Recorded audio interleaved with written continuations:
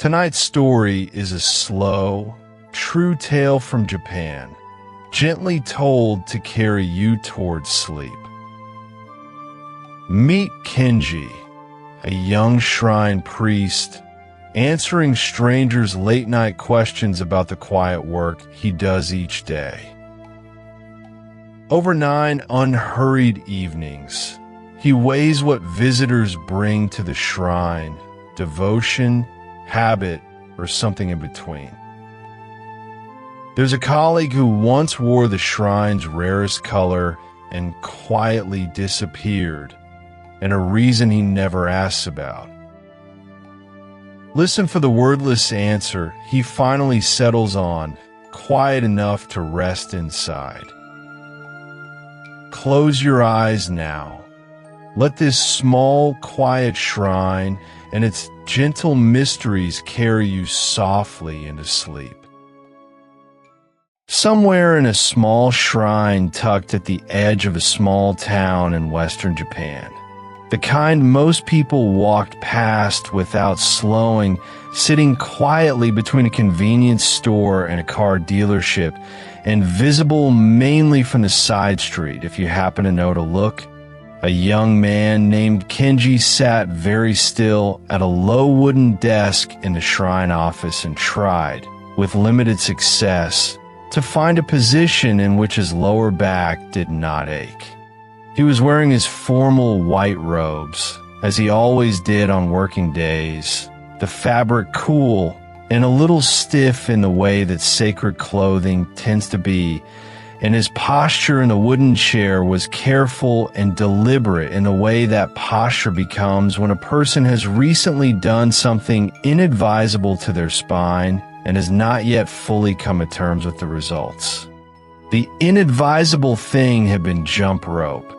He had decided sometime the previous week, with the quiet optimism that arrives on Sunday evenings when nothing in particular has gone wrong, that losing a small amount of weight would be simple and satisfying if he simply picked up the skip rope his neighbor's child had left near the communal bins, and he had jumped with genuine enthusiasm for approximately 4 minutes before his lower back offered its own opinion, which was firm and entirely negative. 6 days had passed since then, and the opinion had not softened. Through the single window of the shrine office, which looked out onto the gravel path leading to the main hall, the afternoon was proceeding in its usual way.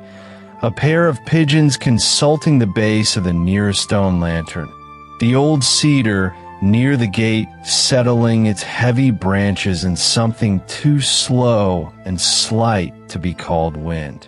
The whole small courtyard composing itself into the particular stillness that quiet places find in the empty middle of an afternoon when nothing is being asked of them.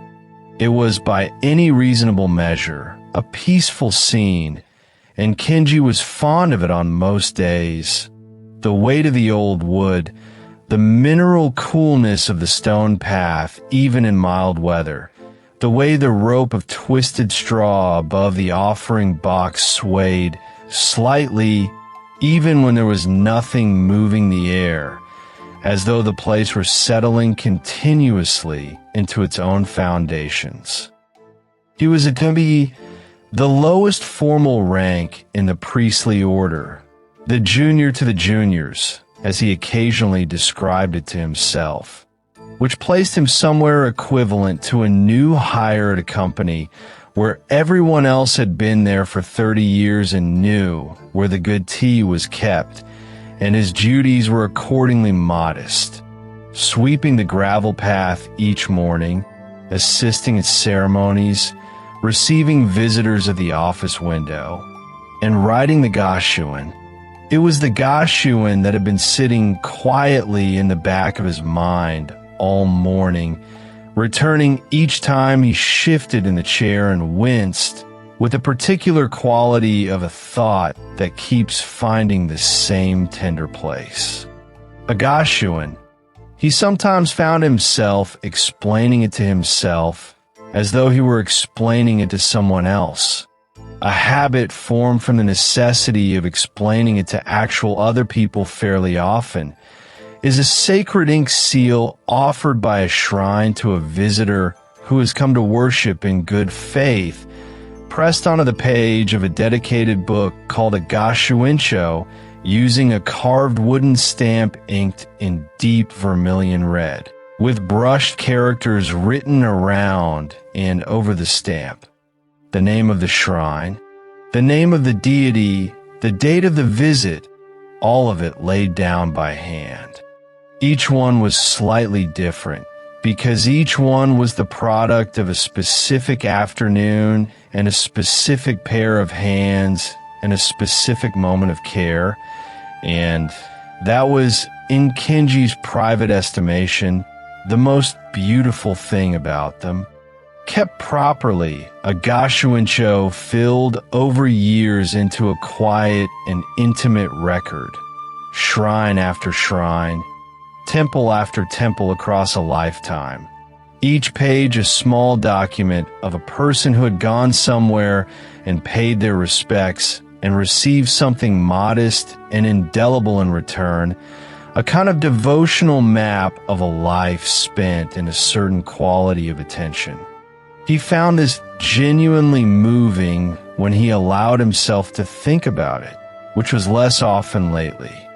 What had happened in recent years, gathering slowly and then all at once, the way certain fashions gather, was that the gashuin had become very popular, not popular in the way that a restaurant becomes popular and then quiets again, but popular in the way that reveals a deep and pleasurable collecting instinct has attached itself to a practice that was not originally designed for collecting.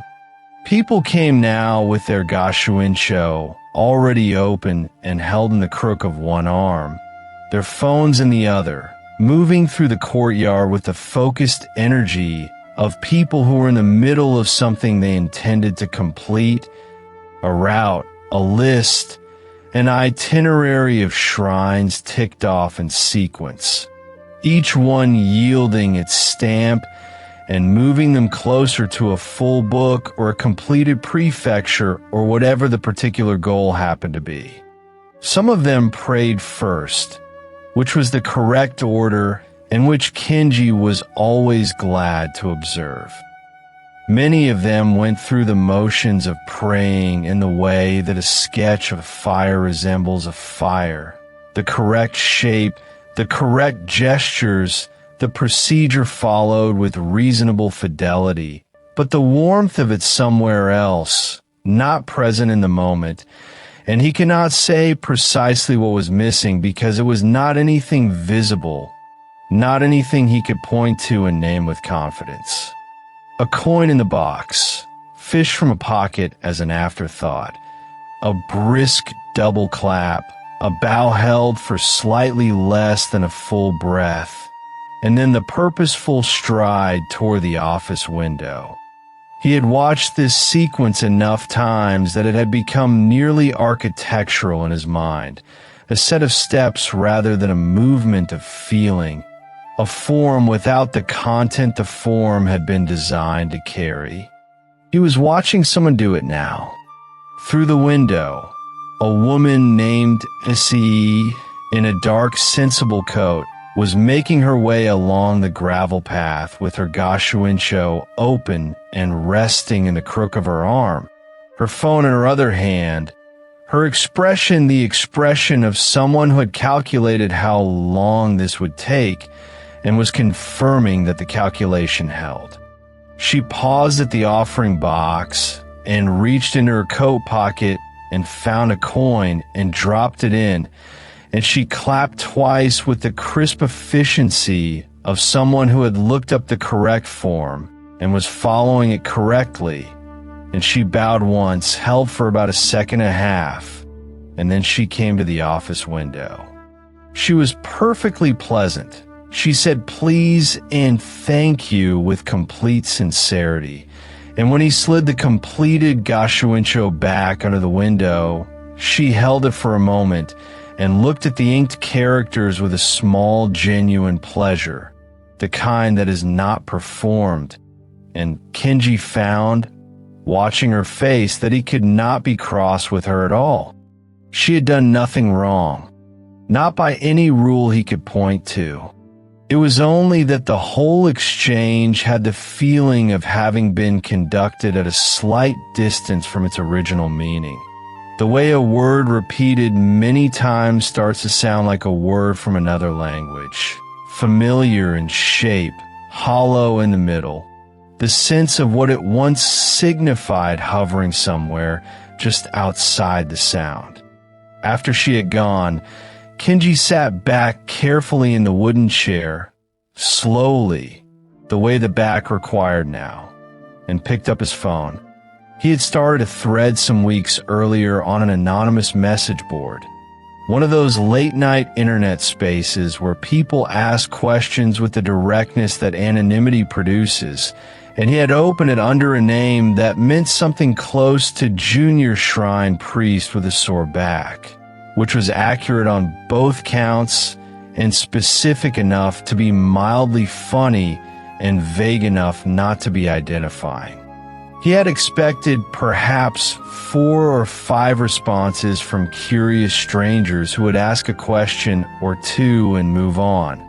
And what he had received instead was a conversation that had been continuing for weeks, filling with questions from people who had apparently spent a long time being curious about shrines and priests and the interior life of places they walked past every day of their lives without ever having had a direct line to someone who could answer.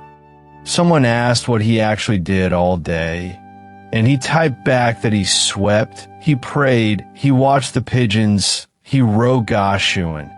Someone else asked what it was like to be the most junior person at Shrine, and he typed that it was like being a temp at a company where everyone else had been there 30 years, which produced a response from someone who said that sounded like their job at an accounting firm.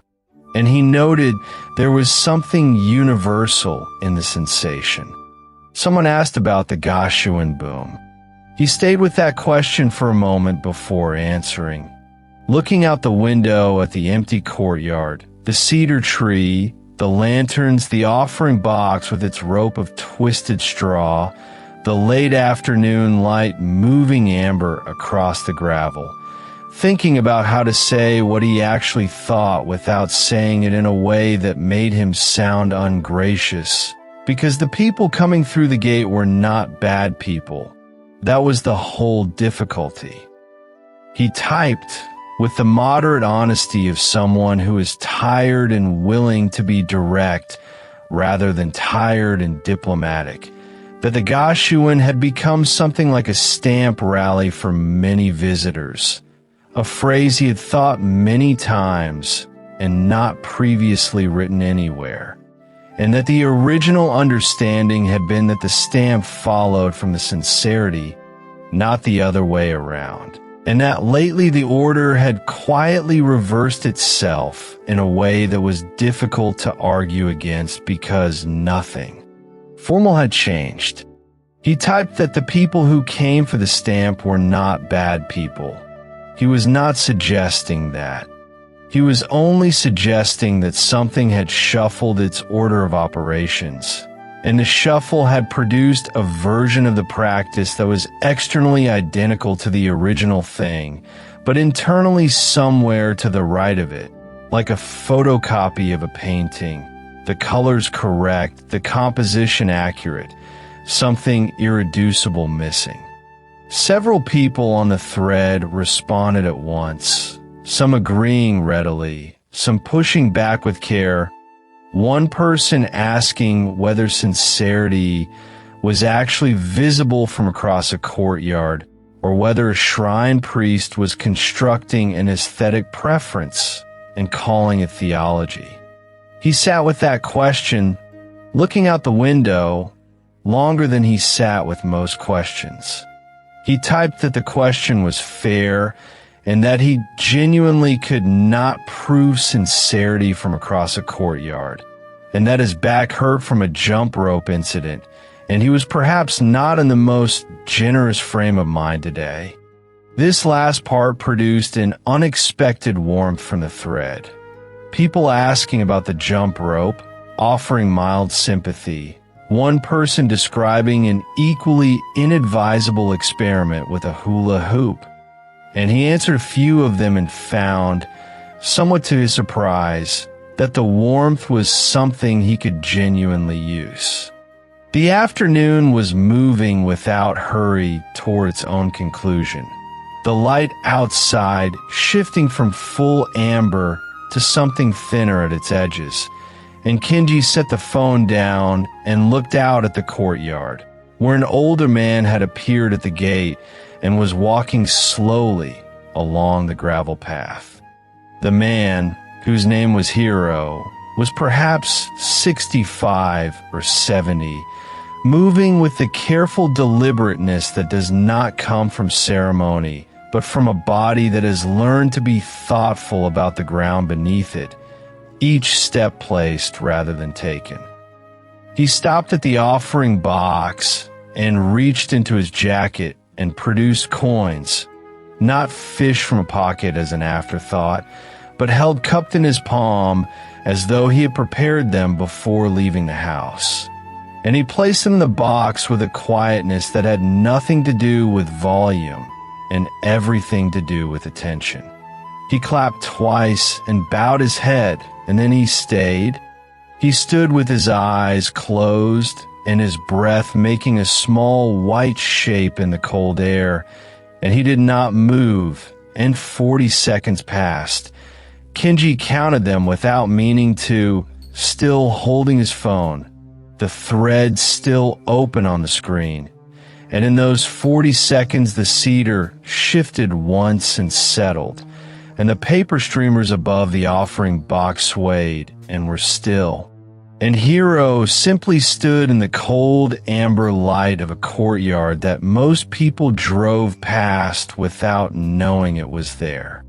Then he raised his head, bowed once more with great care, and walked slowly back toward the gate. He did not come to the office window. He had not wanted a gashuin. He had come to stand in the courtyard for 40 seconds with his eyes closed and his coins prepared in advance. And now he was leaving, and the gravel was empty and the cedar was still. Kenji sat at his desk and found that something about those 40 seconds had moved him in a way he could not quite measure. Not because anything dramatic had happened, because nothing had, but because Hiro had arrived at the shrine as though the shrine were worth his full attention. And he had given it his full attention, and then he had departed without asking for anything in return. He picked up the phone and typed one more thing in the thread. That not everyone who came to a shrine came for a gashuin, and that the ones who didn't were sometimes the ones who made the afternoon feel as though we're doing what it was built to do. He did not elaborate, and no one asked him to. He set the phone on the desk and sat for a moment in the quiet of the shrine office, the small electric heater in the corner ticking softly as it worked, the room smelling of wood and cold ink, and the faint mineral coolness that stone floors hold even in mild weather. Outside, the last of the amber light had climbed to the very top of the main hall and was resting there, pale gold against old timber that had absorbed decades of weather and ceremony and the footsteps of people who had come with all kinds of intentions and gone having made some small transaction with whatever resided quietly in the place. Kenji stood, slowly and with care, and began to collect the gashuin materials from the desk. The vermilion ink pad pressed shut for the night, the brushes cleaned and capped and laid in their order of size. The carved wooden stamps returned to their small drawer, which he slid closed with the same unhurried care he brought to most things he did in this room. The routine of closing up had its own rhythm, and he moved through it in the way of someone who has done a thing enough times that the doing becomes its own kind of attention. The register of the day's work noted in his careful handwriting, the supply cabinet closed, the lamp on the desk switched off. He thought, while he worked, about the question the person on the thread had asked, whether sincerity was visible from across a courtyard, whether it could be detected at all, and he found that he still did not have a clean answer, and was on balance content not to have one. The shrine had been standing in its courtyard for longer than anyone could quite verify, absorbing the approaches of people who came for all kinds of reasons: devotion, habit, curiosity, the desire for a beautiful stamped mark in a beautiful book, the vague sense that standing in an old place was different from standing in a new one, and perhaps some instinct too old to name. It had not seemed to be diminished by the variety, as far as he could tell. He thought about Hero's 40 seconds, the prepared coins, the closed eyes, the white breath in the cold air, and decided that what had moved him was its completeness. Nothing had been withheld from those 40 seconds, nothing held in reserve for later. The man had arrived with his full attention and departed having given what he came to give, without requiring a stamped record that it had happened. Perhaps sincerity was not a feeling, Kenji thought, pulling on his jacket over his robes, but a posture, not something inside a person, but something a person did with their time, a quality of arrival, the decision to be fully somewhere rather than partly there and partly elsewhere, already on to the next thing. He could not print that in a stamp, and he was not sure he would want to. He stepped out of the office into the cold air of the courtyard, his breath making the same small white shape Heroes had made an hour earlier, and he crossed the gravel path with the careful pace his back now required and latched the gate from the outside and stood for a moment on the street, looking back through the wooden slats at the shrine settling into its evening. The old cedar was very dark now, the lanterns beginning their long night, the small lamp above the main hall burning its faint orange against the dimming sky as it would burn all through the night in the way it always had. He held for a moment the full weight of the day, the thread and its unexpected warmth. Issei, with her gashuinsho open in the crook of her arm, Hero standing in the courtyard with his eyes closed and his coins prepared, the question about sincerity he still could not fully answer. The back that would probably feel better by the end of the week, the cedar and the lanterns and the old wood and the cold air. And he found that holding all of it at once was not a burden, but something more like the ordinary weight of caring for a place, which was, he supposed, what tending to a shrine amounted to. He turned and walked slowly in the direction of home, the gate latched behind him, the shrine settling into its quiet for the night. And that, perhaps, is where this particular evening rests, in a small courtyard at the edge of a quiet town, where the stamps are real and the paper is beautiful and the vermilion ink will be there again tomorrow. And a young man with a sore back latched the gate and walked home through the cold, carrying the question of sincerity with him like something he had not yet decided whether to put down. Let that moment rest where it settled, quiet and still, the way a stone comes to rest at the bottom of clear water.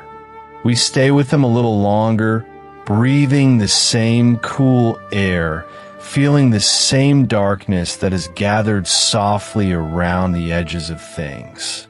There is no need to hurry. The night is patient, and so are we. Take a slow breath now. If you like, let your shoulders fall, let your eyes grow heavy. The story is still unfolding. The same thread drawing gently forward. The same night stretching out ahead, unhurried and tender, carrying everything along with it. In the quiet of a Tuesday afternoon, when the gravel path outside lay empty and the only movement was the slow, almost imaginary sway of the rope hanging from the offering bell, a young man named Kenji sat at the low desk in the shrine office and considered a question someone had typed to him in a thread. The question was simple enough. How did you end up doing this? And the honest answer was the kind that unfolds slowly, the way old paper unfolds with care because some of it has a tendency to tear. He leaned back slightly in his chair, the weight of his outer robe pressing against the wooden slats, the cotton still carrying the morning's faint coolness, and let himself think about it in the way he rarely allowed himself at work. Not reaching for the near serviceable answer, but sitting with the actual thing. Within his family, there was a man, a great uncle, though Kenji had always just said uncle, because the precise genealogical distance required several minutes to explain, and usually a diagram, a man named Isamu, who had served as a junior priest at a shrine perhaps 20 minutes east of the village where Kenji had grown up. Isamu was mild, steady, deliberate in his movements. The kind of man who would finish one thing completely before beginning the next without making any show of this habit, which made it all the more notable to a child who happened to be watching. The first time Kenji's family visited Isamu at the shrine, Kenji would have been 7, perhaps 8. It was late spring. He always remembered because the light was doing what it does in late spring in the countryside, arriving at a low angle and making ordinary surfaces look briefly gold. And the visit had not been ceremonial or significant in any way the adults had named. They were simply going to see Isamu, the way you visit a relative who lives somewhere interesting, and Isamu's somewhere interesting happened to be a small shrine among cedar trees on a hillside above a town. What Kenji remembered from that visit, and what he had spent many years afterward trying to account for, was not the ceremony of being introduced to a sacred place.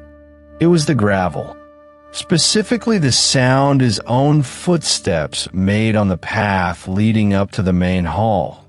That soft, particular crunch and settle that happens when gravel has been laid with attention, each stone finding its small accommodation with its neighbors, the whole surface carrying underfoot with a steadiness that ordinary ground does not quite manage. He had walked paths before, of course, but not paths that felt as though they had been laid down for a reason that went beyond the practical business of getting from one place to another. And this quality, intention, perhaps, or care, or the visible accumulation of someone's sustained attention, arrived in his 7-year-old body as something he could feel but had no name for. Isamu had been raking when they arrived, moving the gravel in slow, careful arcs near the base of the stone lanterns, and he had looked up and raised one hand in greeting, and then he had gone back to raking. Not because he was dismissive, but because the raking was not yet finished, and Isamu was the kind of man who did not stop things that were not finished. Kenji had understood this even then, in a wordless way that children sometimes understand things their parents have not yet thought to explain, and he had stood very still at the edge of the path and watched his uncle work, and the quality of that stillness, patient, almost comfortable in its patience, had followed him home in a way that other afternoons had not. The shrine itself was modest, as most country shrines are, a main hall of aging cypress with a roof line that turned up at the corners in the old manor, a smaller offertory building set to one side, the rope of the bell hanging between two weathered posts, and the whole of it surrounded by cedar trees old enough that their canopy had already done most of the work of creating the right quality of light before you even arrived beneath them. Kenji returned to that shrine many times after that first visit, with his family, later with cousins, later still alone once he had earned the use of a bicycle. And each time the gravel path made the same sound underfoot, and the light came through the cedars in the same softened way. And he found that this consistency was itself a kind of instruction, though not one that could have been written down or explained. He was not, he would come to understand, a particularly religious child in the formal sense. He did not lie awake considering questions of divine will or the fine distinctions between the layers of celestial hierarchy. But he was drawn to this place the way some children are drawn to libraries or to the edges of large bodies of still water. Some part of him finding in a particular quality of silence, a particular quality of rest, and not wanting to examine the connection too carefully in case. The examination changed it.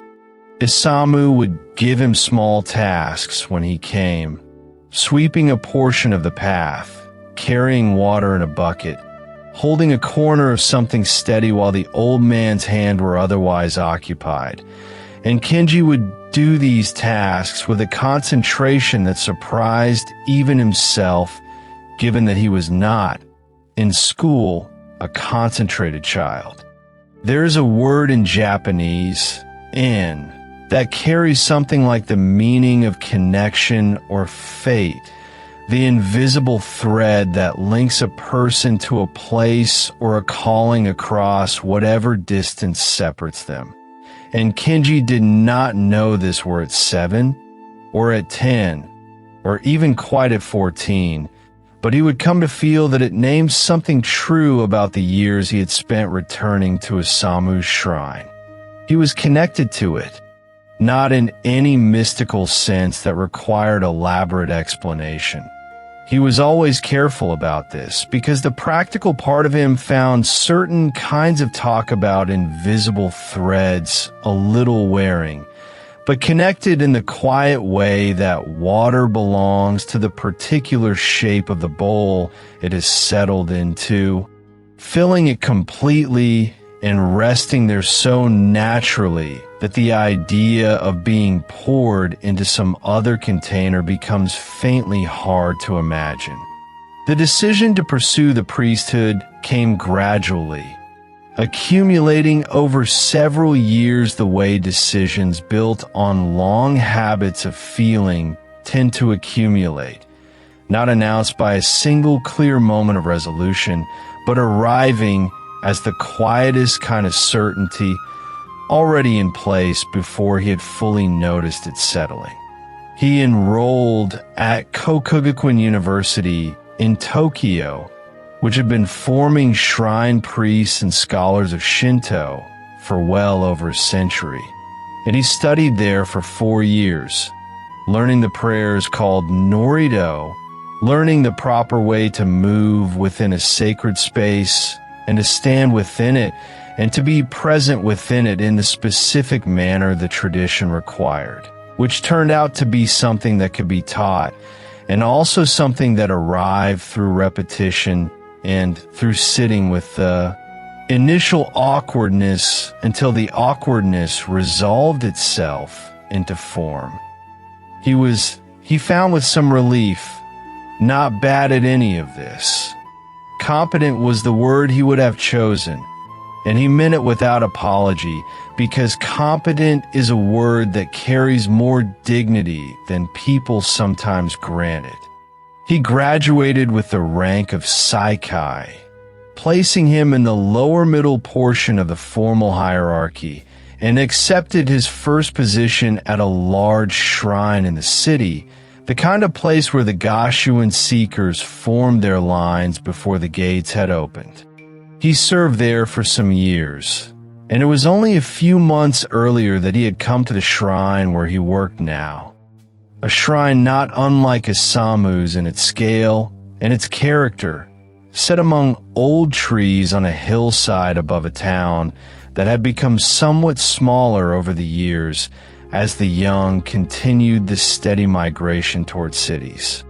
He was a Ganiji, a junior priest, which some of the Threads participants had helpfully compared to a mid-level company employee, a department-level colleague who had been in the office long enough to have clear opinions about how things should be done, but not long enough to be the one deciding. The Thread had wanted to know whether Kenji would ever become the Guji, the head priest, the one whose name appeared on the formal documents, whose seal closed the shrine's official correspondence, who held in theory the highest responsibility for everything the shrine was and did. Kenji had held this question a moment longer than strictly necessary, turning it the way he sometimes turned a smooth stone from the path, not expecting anything from the turning, only doing it out of a kind of habitual carefulness. The answer was no, and he had known it for some time. The shrine was small, and in small shrines the position of Guji tended to move through families or through people with formal ties to the shrine's founding lineage or its organizational patrons, and Kenji was neither. He had been hired from outside, which was not unusual and did not make him lesser, but did carry with it a ceiling whose existence he had recognized early and which had, in the end, not troubled him the way he had expected it might.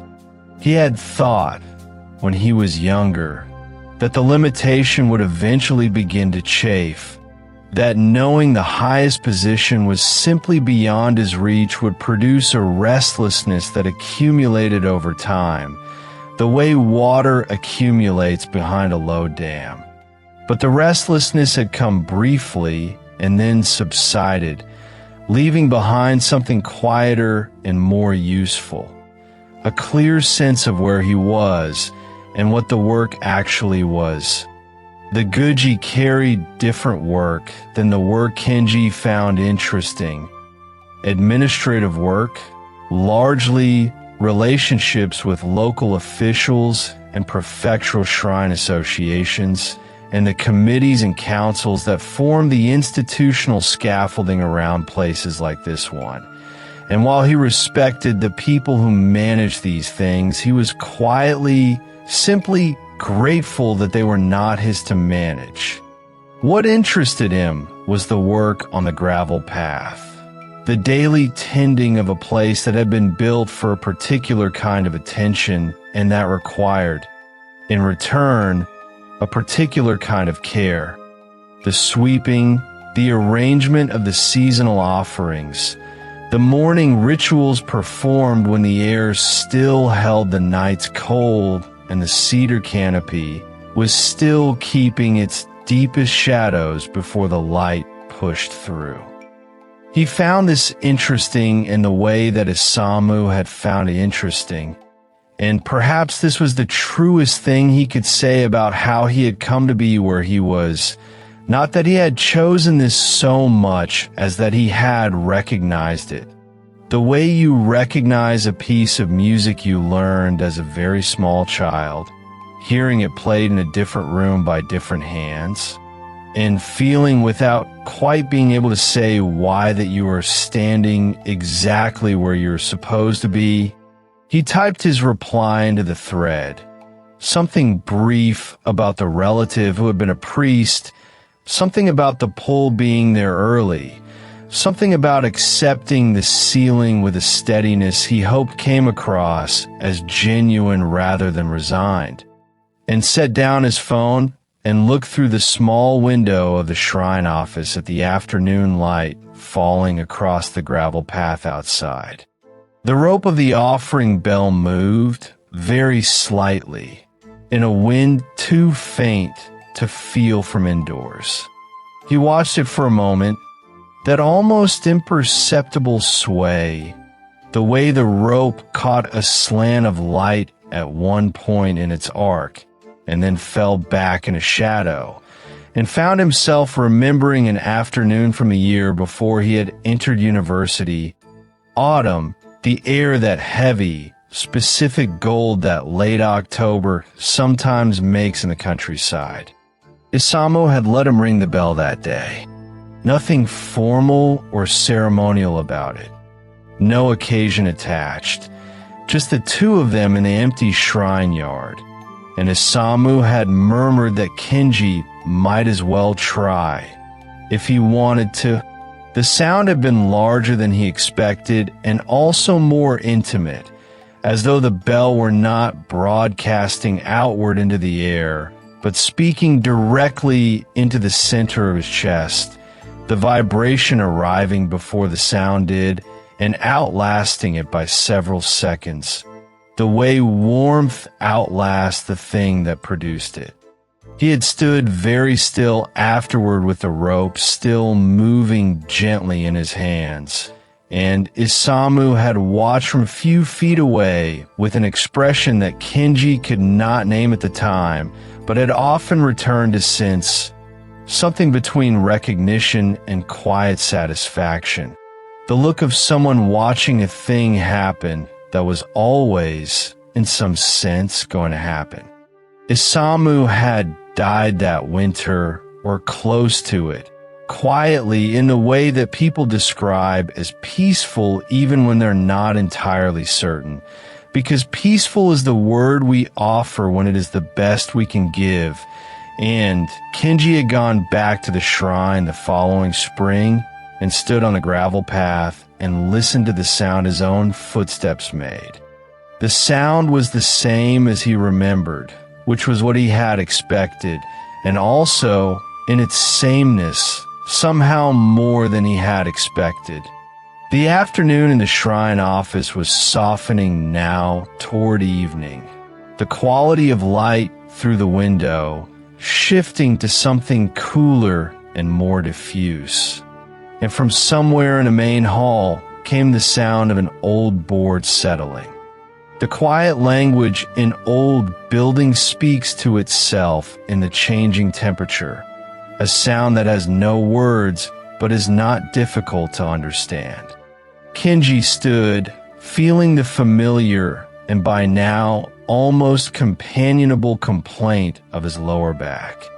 The particular unhappiness that years of ceremonial posture had cultivated, the body's honest objection to being held in ways it has not entirely made its peace with, and he reached for the outer robe draped over the back of his chair.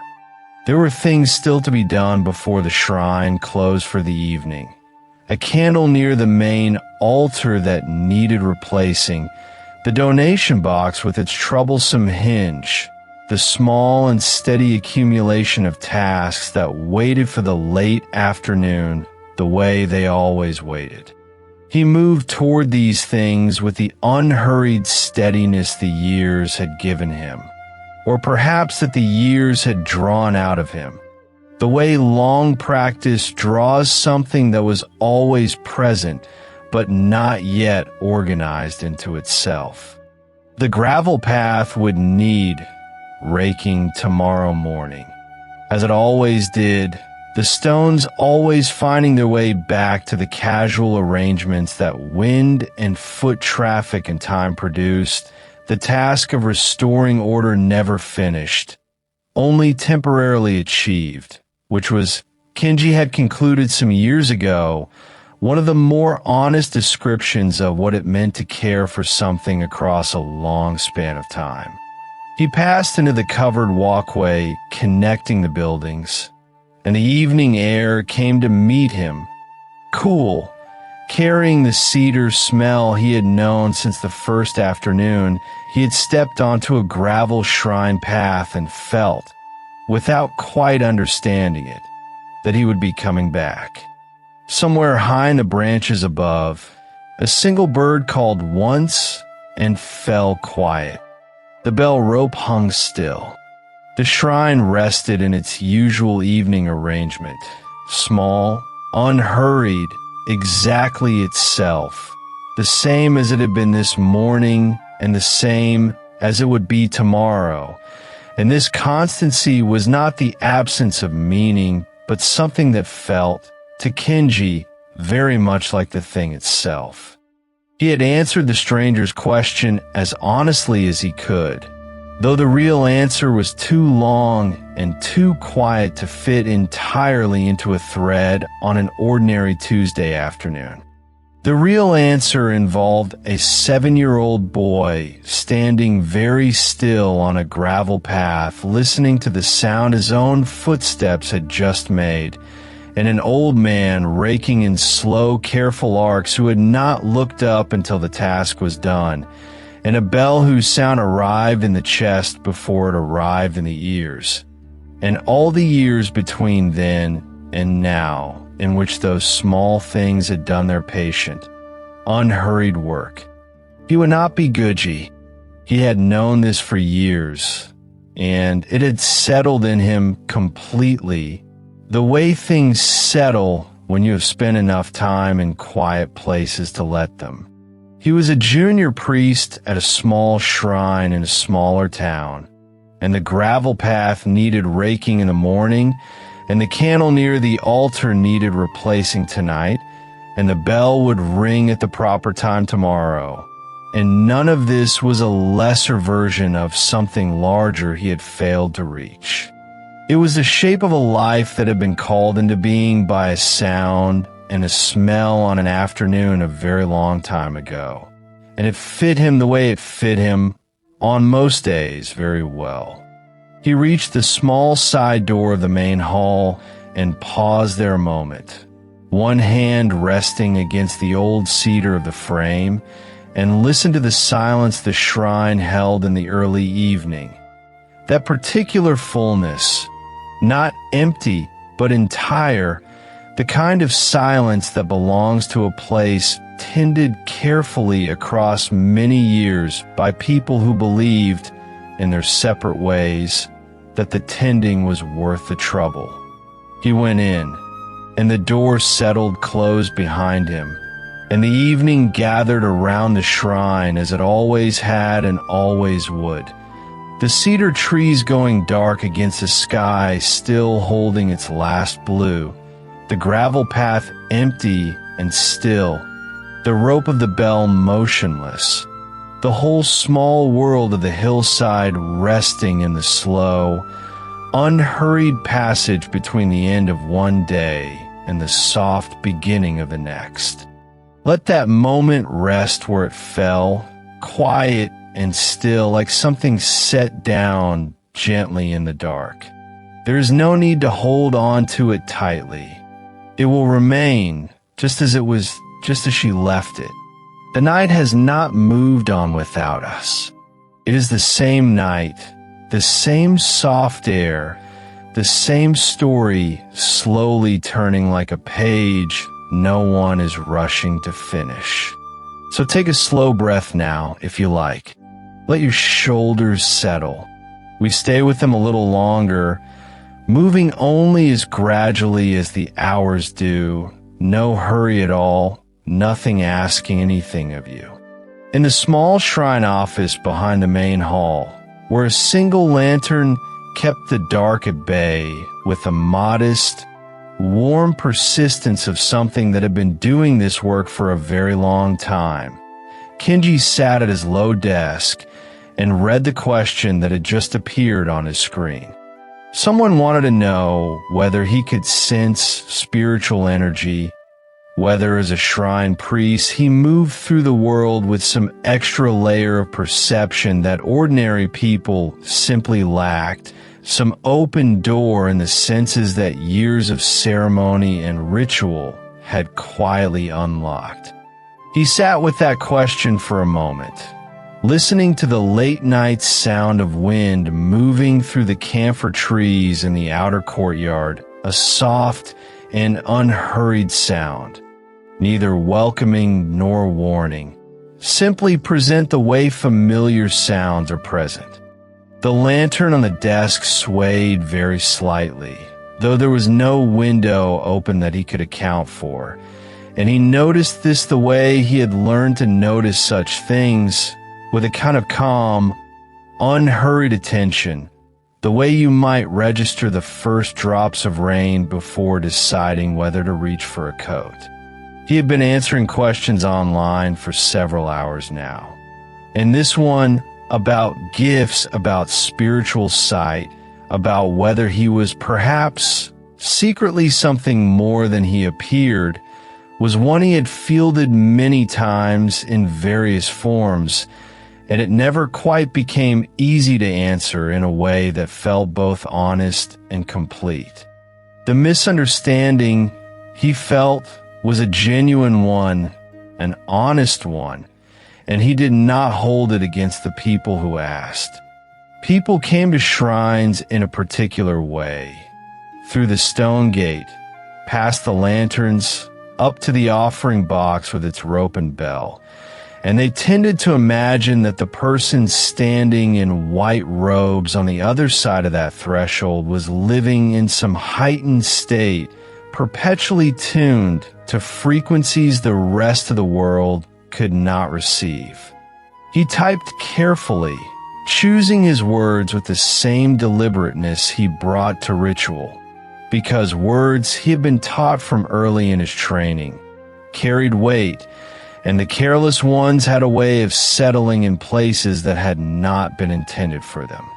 What he wrote was something like this: a shrine priest was a mediator, a go-between, a person who stood in the space between the worshipper's longing and the deity's presence, and tried, with ceremony and sincerity, to hold both with equal and careful regard. That was the work, and it was a specific and defined kind of work, not unlike the way a letter carrier was neither the writer nor the reader of the letter, but simply the person who made the passage possible, who kept the road between two places clear and reliable. He was not a spirit medium, he wrote, and he took care to say it plainly. He could not see your grandmother who had passed, could not report on the disposition of your guardian spirit, could not read the emotional atmosphere of a room and tell you with any authority whether something had once been there. That was a different practice, a different lineage, belonging to people with different training and different gifts, and it was not his place to claim it or to allow others to assume. He carried it simply by virtue of the white robes and the daily ceremony. Someone replied almost at once, asking whether he had any unusual experience at all, then whether years on shrine grounds had given him nothing out of the ordinary, not even the faintest sense of something beyond the daily and the visible. He leaned back slightly in his chair, and the old cedar creaked in the way old wood does, settling into its own history with a kind of unhurried commentary, neither impatient nor resigned.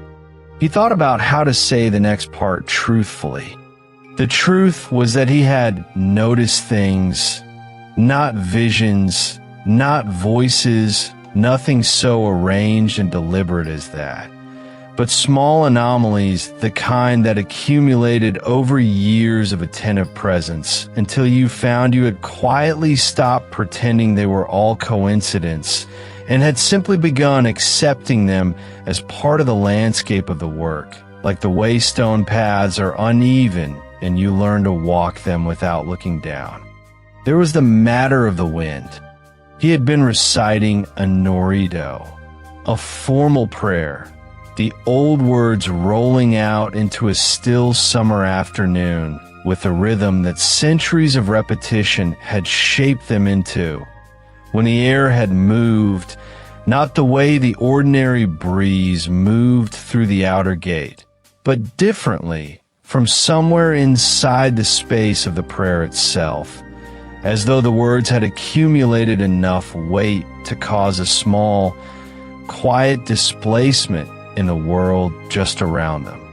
This had happened more than once, and he had long since stopped mentioning it to the newer Miko, the young women who assisted at ceremonies, or to the visiting worshippers, because there was nothing sensible to say about it that did not sound either like boasting or like the beginning of a story that had no tidy end and was better left in the private part of experience where such things belonged.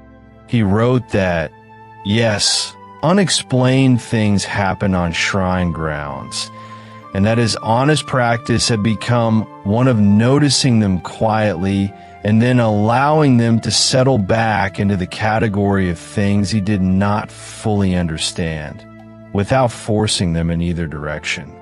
He did not know whether this was wisdom or a form of comfortable avoidance. He added, and he felt a small, private warmth at his own candor about not knowing.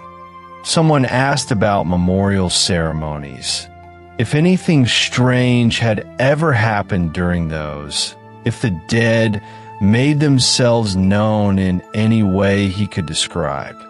He paused because there was a particular afternoon in early autumn that came to him whenever this question arose, an afternoon that he had thought about perhaps more times than was strictly necessary, given that it had ended without incident and had left no mark on anything except, in some quiet and uncategorized way, on him.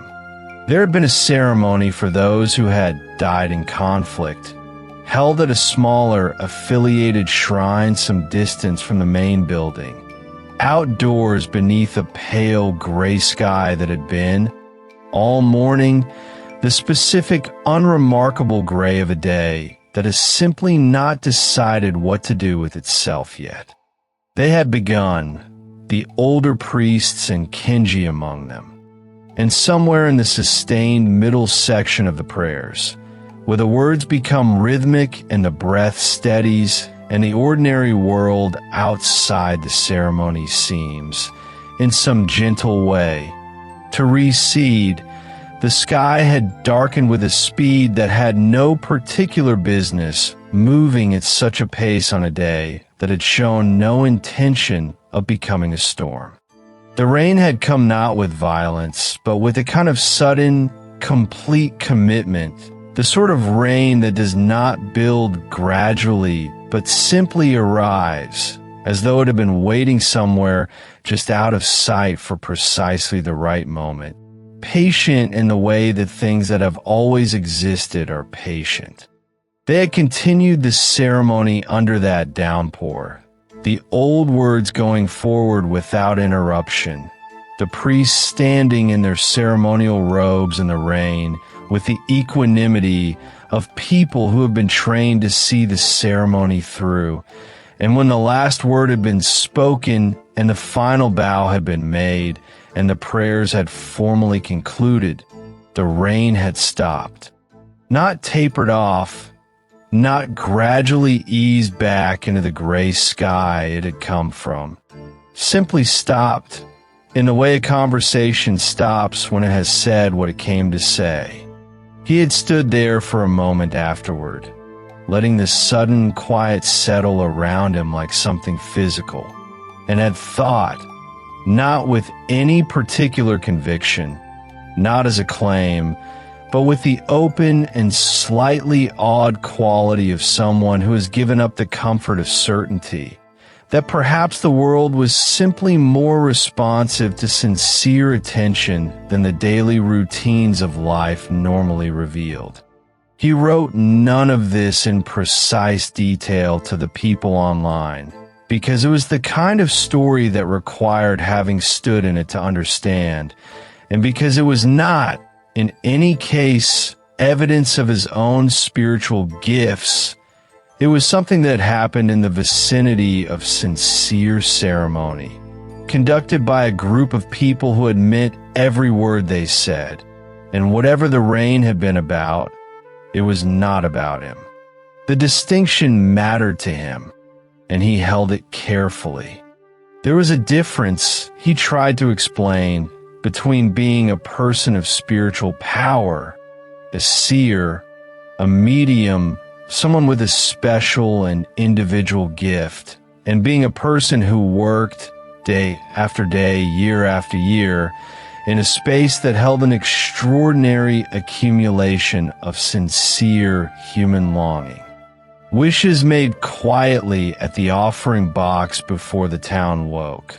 Prayers spoken in the early morning by people who had come alone and stood still for a few minutes in the presence of something they could not name. Ceremonies attended by families who brought the whole gathered weight of their hope and grief and gratitude and need and set it down, briefly, in a place that had been built to receive it.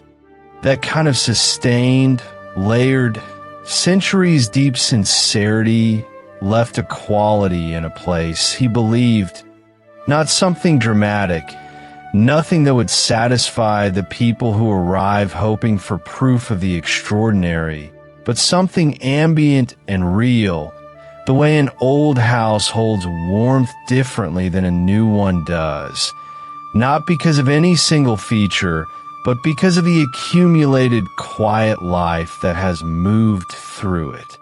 You were not special for standing inside such a place. He felt, no more than a window, was special for looking out onto a particular view that had been framing itself long before the window was made. What you were, with patience and practice and years of trying, was more transparent, less likely to distort the passage, more reliable as the thing the connection could move through without being bent by your own preferences, your own fears, your own need for it to look a certain way. He wrote some version of this, more plainly, and several people responded that they found it interesting, and one person replied that they had expected something more dramatic, which made him smile a small, tired smile at his screen. The question about guardian spirits came, as it always did. Eventually, could he see them? Could he tell someone whether theirs was present and well-disposed, whether it had opinions about what the person was doing with their life? He shook his head gently, a small private gesture that the screen could not see, and replied that he could not, that this was precisely the kind of vision he was neither trained for nor equipped with, and that he would not pretend otherwise. His role at the threshold was not to report on what lay beyond it. It was to tend the threshold itself, to keep the approaches honest and the ceremony sincere and the welcome genuine, and to trust that the rest of it was unfolding in ways that did not require his observation to continue unfolding. There is a phrase in the older text for the particular quality of a priest's relationship to the divine, something that translated very roughly as humble proximity, and over the years he had come to find this more useful than any claim to vision or power. Humble proximity, near enough to serve, not so near as to confuse your own voice for the one you were trying, in your small and careful way, to carry. The shrine office was quiet now, except for the camphor trees and the occasional soft sounds of the building, making whatever accommodations old buildings make with the cool of the late night hour. Somewhere in the outer precinct, the stone lanterns stood at their familiar posts along the approach, unlit at this hour, the pathway between them resting in a darkness that felt clean and unhurried rather than empty. He thought about the shadow he had noticed at the edge of the shrine office window. Recently, last week perhaps, or the week before, the precise moment having pleasantly declined to be pinned down, a peripheral thing, the kind that resulted in nothing when you turned to look at it directly, but that left an impression, quiet and undemanding, in the way such things do when they're not trying to frighten anyone. He had, as was by now his long-established practice, made a note of it in the back of his awareness and carried on with whatever task had been in front of him, because that was what he had come to understand as the right response. Not to reach toward these things with either excitement or alarm, not to push them away with skepticism, but simply to maintain a kind of even and unhurried acknowledgement that the world was fuller than any given ordinary moment suggested, and that this fullness did not require anything specific of him beyond the usual care and attentiveness. Someone asked whether he had ever been frightened. He considered this with genuine interest, the kind of interest that a question earns when it is better than most of the questions that come before it.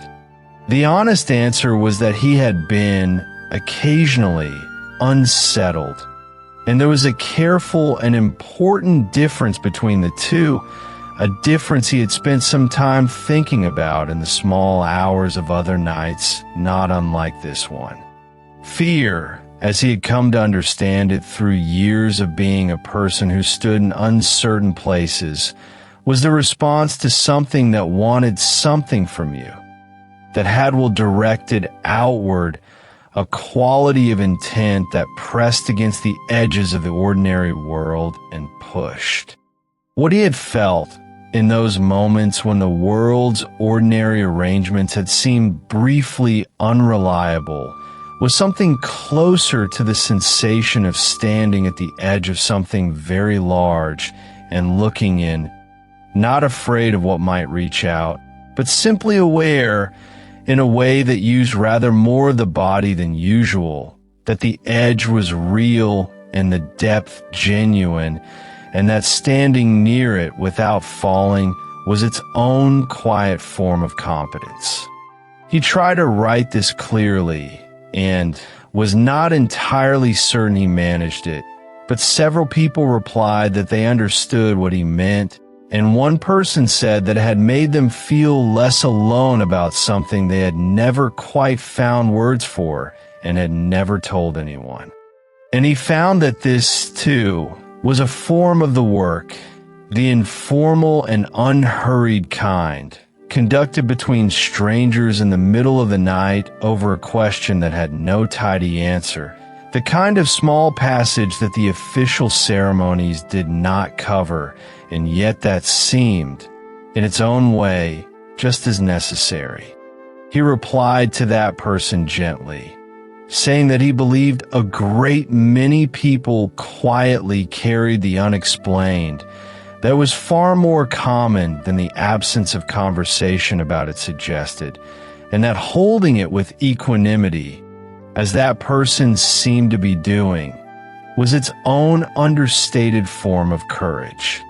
The thread moved on, as threads do, to questions about the proper etiquette for visiting shrines and the correct way to maintain a small household altar, and Kenji answered those too, grateful in a quiet way for the return to the practical, the concrete, the things that had clear right answers and clean procedures.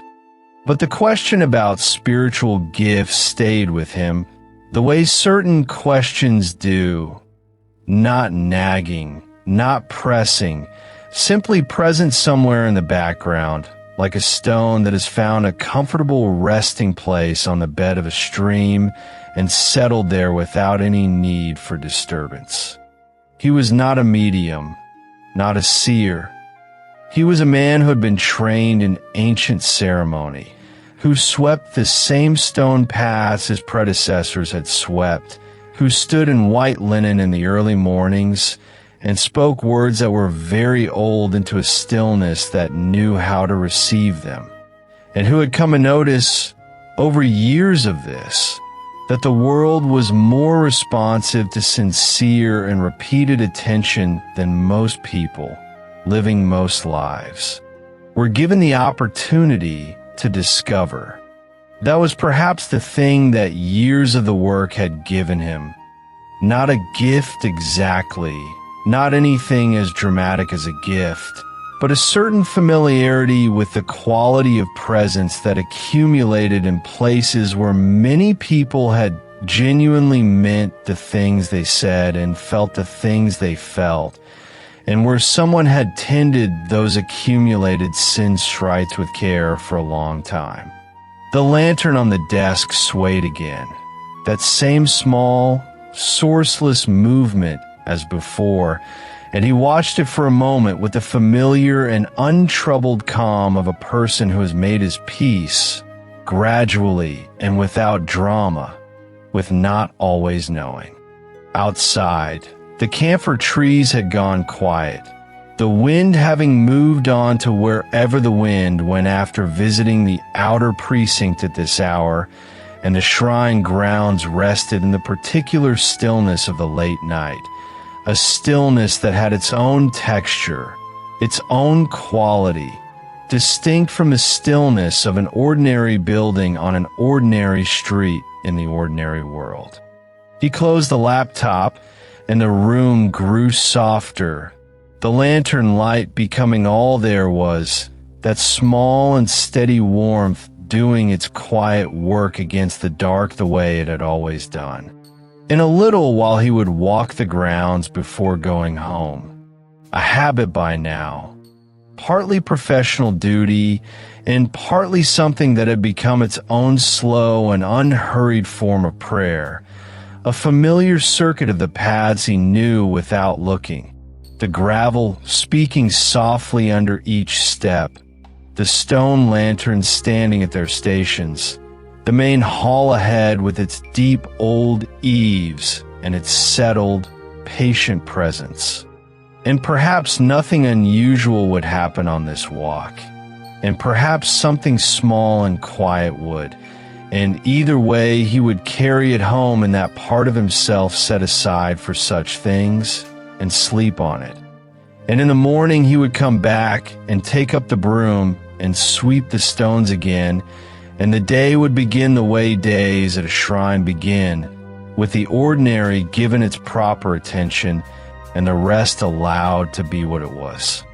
The bridge, after all, did not require understanding both shores in order to hold. It only needed to remain steady, open at both ends, honest in its materials, tended by whoever had agreed to tend it morning after morning for as long as the work required. And tonight, in the lamplight, with the camphor trees resting and the precinct still, that quiet steadiness was, in its own way, enough. Let that moment rest where it has fallen, quiet and still, the way a leaf settles onto water without a sound. We stay with them a little longer in the soft dark of that same night, the same hours moving slowly overhead. There is no hurry here. If you would like to close your eyes a little more fully, this is a good moment for that. A slow breath in, and then a longer breath out, and the world grows softer at its edges. The story has not ended. It is only breathing, the way all living things must breathe between one heartbeat and the next. And when you are ready, or even before you feel ready, we will move gently forward together, deeper into the same quiet night. Somewhere in the small wooden office at the back of shrine grounds, a junior priest named Kenji sat alone in the warm amber light of a single lamp. his phone resting in his hand, the forum thread still moving softly with new replies. He had been sitting there longer than he had planned, his tea grown cool on the desk beside him, answering questions from strangers who had found the thread and stayed. The evening outside the paper screens was mild and still, the stone lanterns along the gravel path burning in their low, patient way, the main hall of the shrine dark and composed beyond them, holding whatever it held in its ordinary nighttime silence. The questions had moved through the evening like a river moving through different kinds of country. The matter of sacred branches and their price, the question of whether it was acceptable to walk in the center of the path, a long and surprisingly earnest aggression about sake, and how much of it found its way into shrine life. And now, without much transition, the thread had arrived at the shrine maidens. Kenji set his phone down on the desk for a moment and looked at the question, and then he looked up at the dark window and the lanterns beyond it, and he smiled a little to himself. Not an unkind smile, but the smile of someone who has been expecting something without quite admitting it. The Miko were, in his experience, the part of shrine life that attracted the most curiosity and the least straightforward asking. The part that people circled around for a while before they came to it directly, as though they were not entirely sure whether the question was appropriate and had decided to risk it anyway. He picked his phone back up and began to type, because the question was appropriate, and because he found, on evenings like this one, that explaining the details of his work to curious strangers was its own kind of pleasure, a small, honest one. The first thing to explain, he thought, was the matter of rank, because the robes were where the rank lived, and the rank was where everything else eventually led. At most shrines, the maidens wore white and red, the white kosode above, the red Hakama below, the combination so familiar it had become nearly invisible to people who visited shrines regularly, the eye translating the colors at once and automatically into the idea of shrine without pausing on the individual person wearing them. This was, in its way, the point. The robes were not meant to display the individual, but to dissolve her gently into something larger, into the ceremony and the tradition and the particular quality of attention that the work required. But within that uniformity, there were gradations, quiet markers that those who knew how to read them could find, if they looked. Some shrines varied the depth of color by rank. The ordinary red for the newer maidens, a slightly different hue for those who had been there longer, and at the very top of the hierarchy, in certain traditions, something deeper and more considered. Purple, or saw, the old word for it, which carried a gravity that the English word somehow does not quite convey. That was the color belonging to the most senior maiden, the one who had learned everything there was to learn and carried that learning quietly in the way she moved. It was the color of ceremony and long tenure, the color that required no announcement, because it announced itself, the color that said to everyone who understood these things that the person wearing it had earned a kind of authority that could not be hurried or borrowed or faked. Kenji mentioned this detail the way he mentioned most details about the shrine, briefly, without drama, folded into a longer explanation, and did not realize, until later in the evening, how much the mention of it would come to mean to him. But he would come to that in time, and the thread, for the moment, was moving toward more immediate questions. Someone wanted to know how the robes went on, which was, Kenji thought, a perfectly reasonable thing to wonder about, because the robes looked like the product of a complicated and particular knowledge, which in their traditional form they were. The proper way of dressing in full shrine attire, the layering of the kosode, the arrangement of the hakama, the careful adjustment of collar and sleeve, was a skill that had to be learned from someone who already knew it, passed down by demonstration in the way that most shrine knowledge was passed down by proximity and patience and gentle correction over many months. The modern way, at his shrine, and at many shrines he suspected, involved magic tape. He typed this with a certain warm frankness, because there was something he liked about the honest coexistence of the ancient and the practical. The tradition running straight back through centuries, and then the magic tape, holding everything in place with the same reliable grip it used on children's shoes and cardboard boxes. The tape went where the careful knot would otherwise have gone, and it held just as well, and it meant that a maiden who arrived 20 minutes before a ceremony could be dressed and ready in time, rather than arriving an hour early and spending the difference in quiet concentration while another pair of hands worked behind her. And the robes, once on, were still the robes, still white and still red, still moving with that particular unhurried quality that seemed to belong to the fabric itself, as though the cloth remembered the ceremonies it had been worn to and conducted itself accordingly. Only very close and very knowledgeable eyes would see the small, flat edge of a fastener under the collar, and almost no one at shrine was both of those things simultaneously. The robes themselves were not the maiden's own possessions. Kenji explained, they were provided by the shrine, maintained by the shrine, returned to the vestment room at the end of each day, washed or cleaned as needed, a shared resource in the way that most things at small shrine were shared rather than owned. The white garments could usually manage the washing machine if you knew the settings and were careful, though the finer pieces went to people who knew what they were handling. The red hakama went to the dry cleaners when the season required it, and the bill was the shrine's to pay.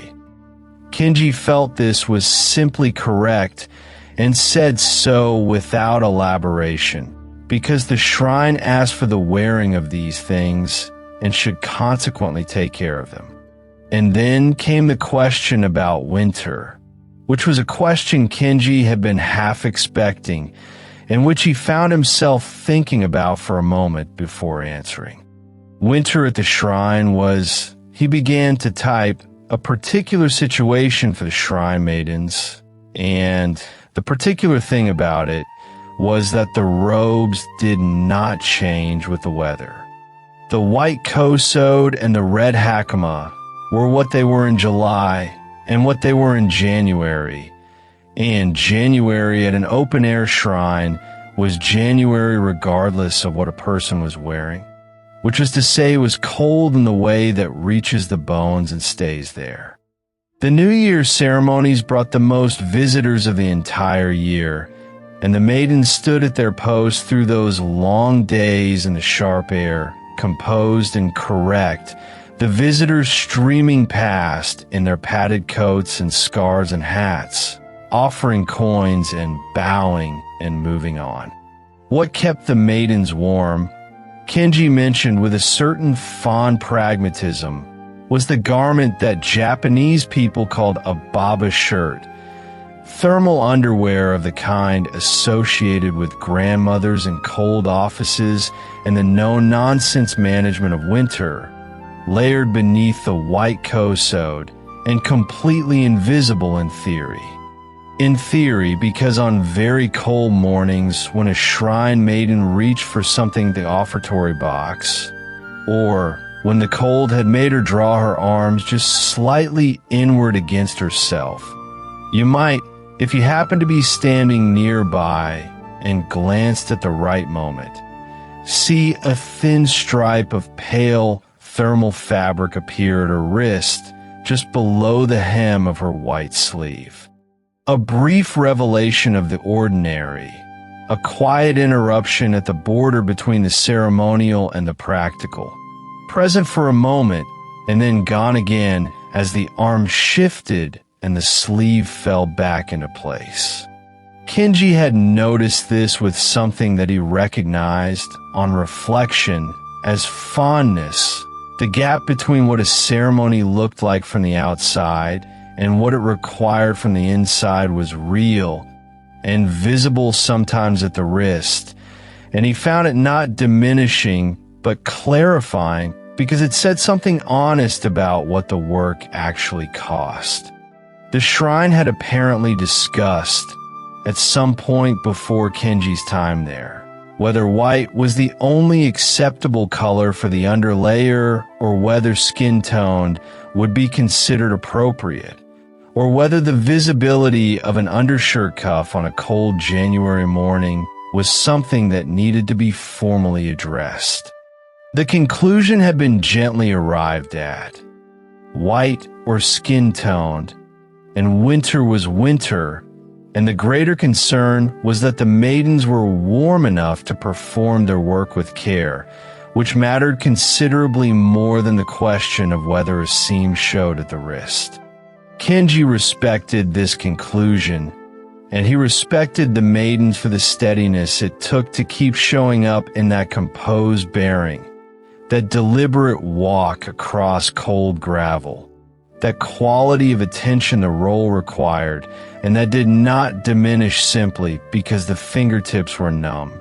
The thread had grown quieter by then, the questions arriving less frequently, and Kenji sat between responses with his thoughts settling into a different and quieter country. He thought about Aoi.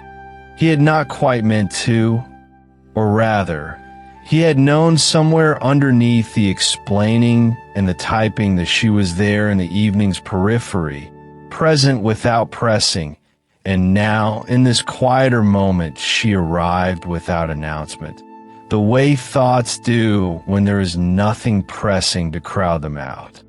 Aoi had been the senior shrine maiden at a shrine, the Miko-cho, the one who wore the suwa-colored Hakama, the purple that so few ever reached, the color that Kenji had mentioned to the strangers on the thread a while ago without saying, to them or to himself, what it meant to him specifically. She had been at the shrine for many years before Kenji arrived, and when he came as a junior priest, still uncertain about most things and uncertain about his uncertainty, she was already a presence in the grounds the way certain trees are a presence.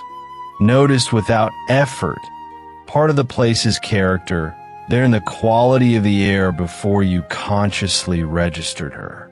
She moved through the shrine with the unhurried precision of someone who had learned the ceremonies so thoroughly they had become instinct, the choreography of daily ritual absorbed into the body until the body simply knew what to do and did it without being asked, without the slight visible calculation that the newer staff still carried.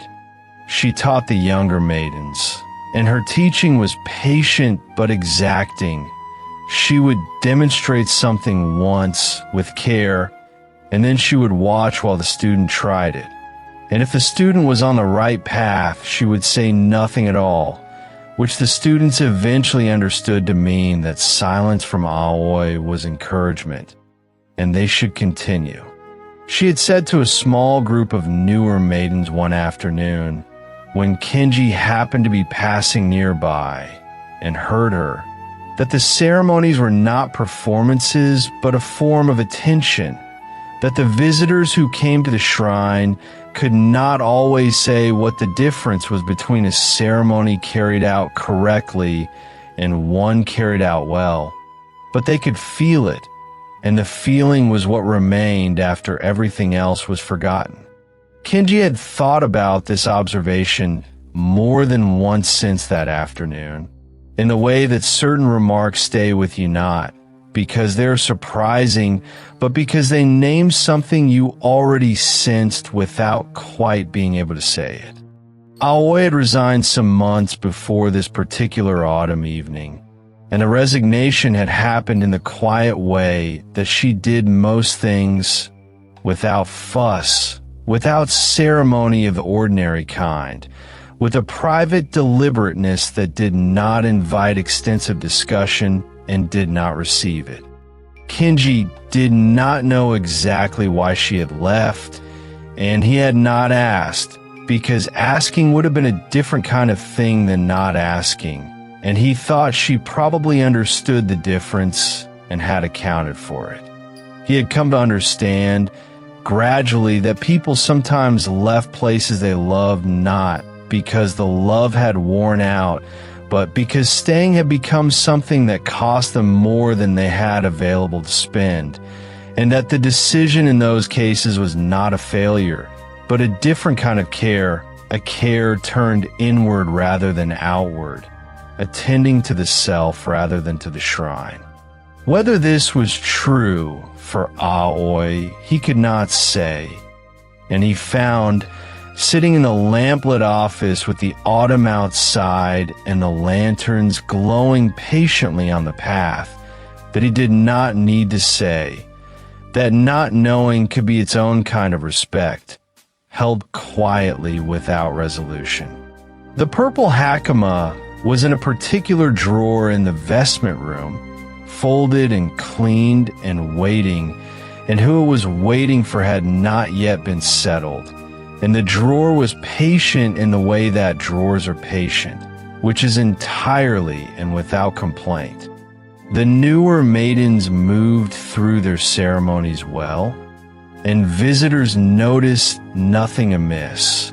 A visitor to a shrine does not know the negative space left by someone who is no longer there, cannot feel the slight rearrangement that happens in a place when something that was always in one corner is simply no longer in that corner. But Kenji knew, and the other long-tenured staff knew, and perhaps the shrine grounds knew in whatever way shrine grounds know things, which was perhaps nothing more mystical than the fact that physical spaces are shaped by the people who inhabit them and hold, in their stones and boards and air, something of the shape of those people even after they have gone.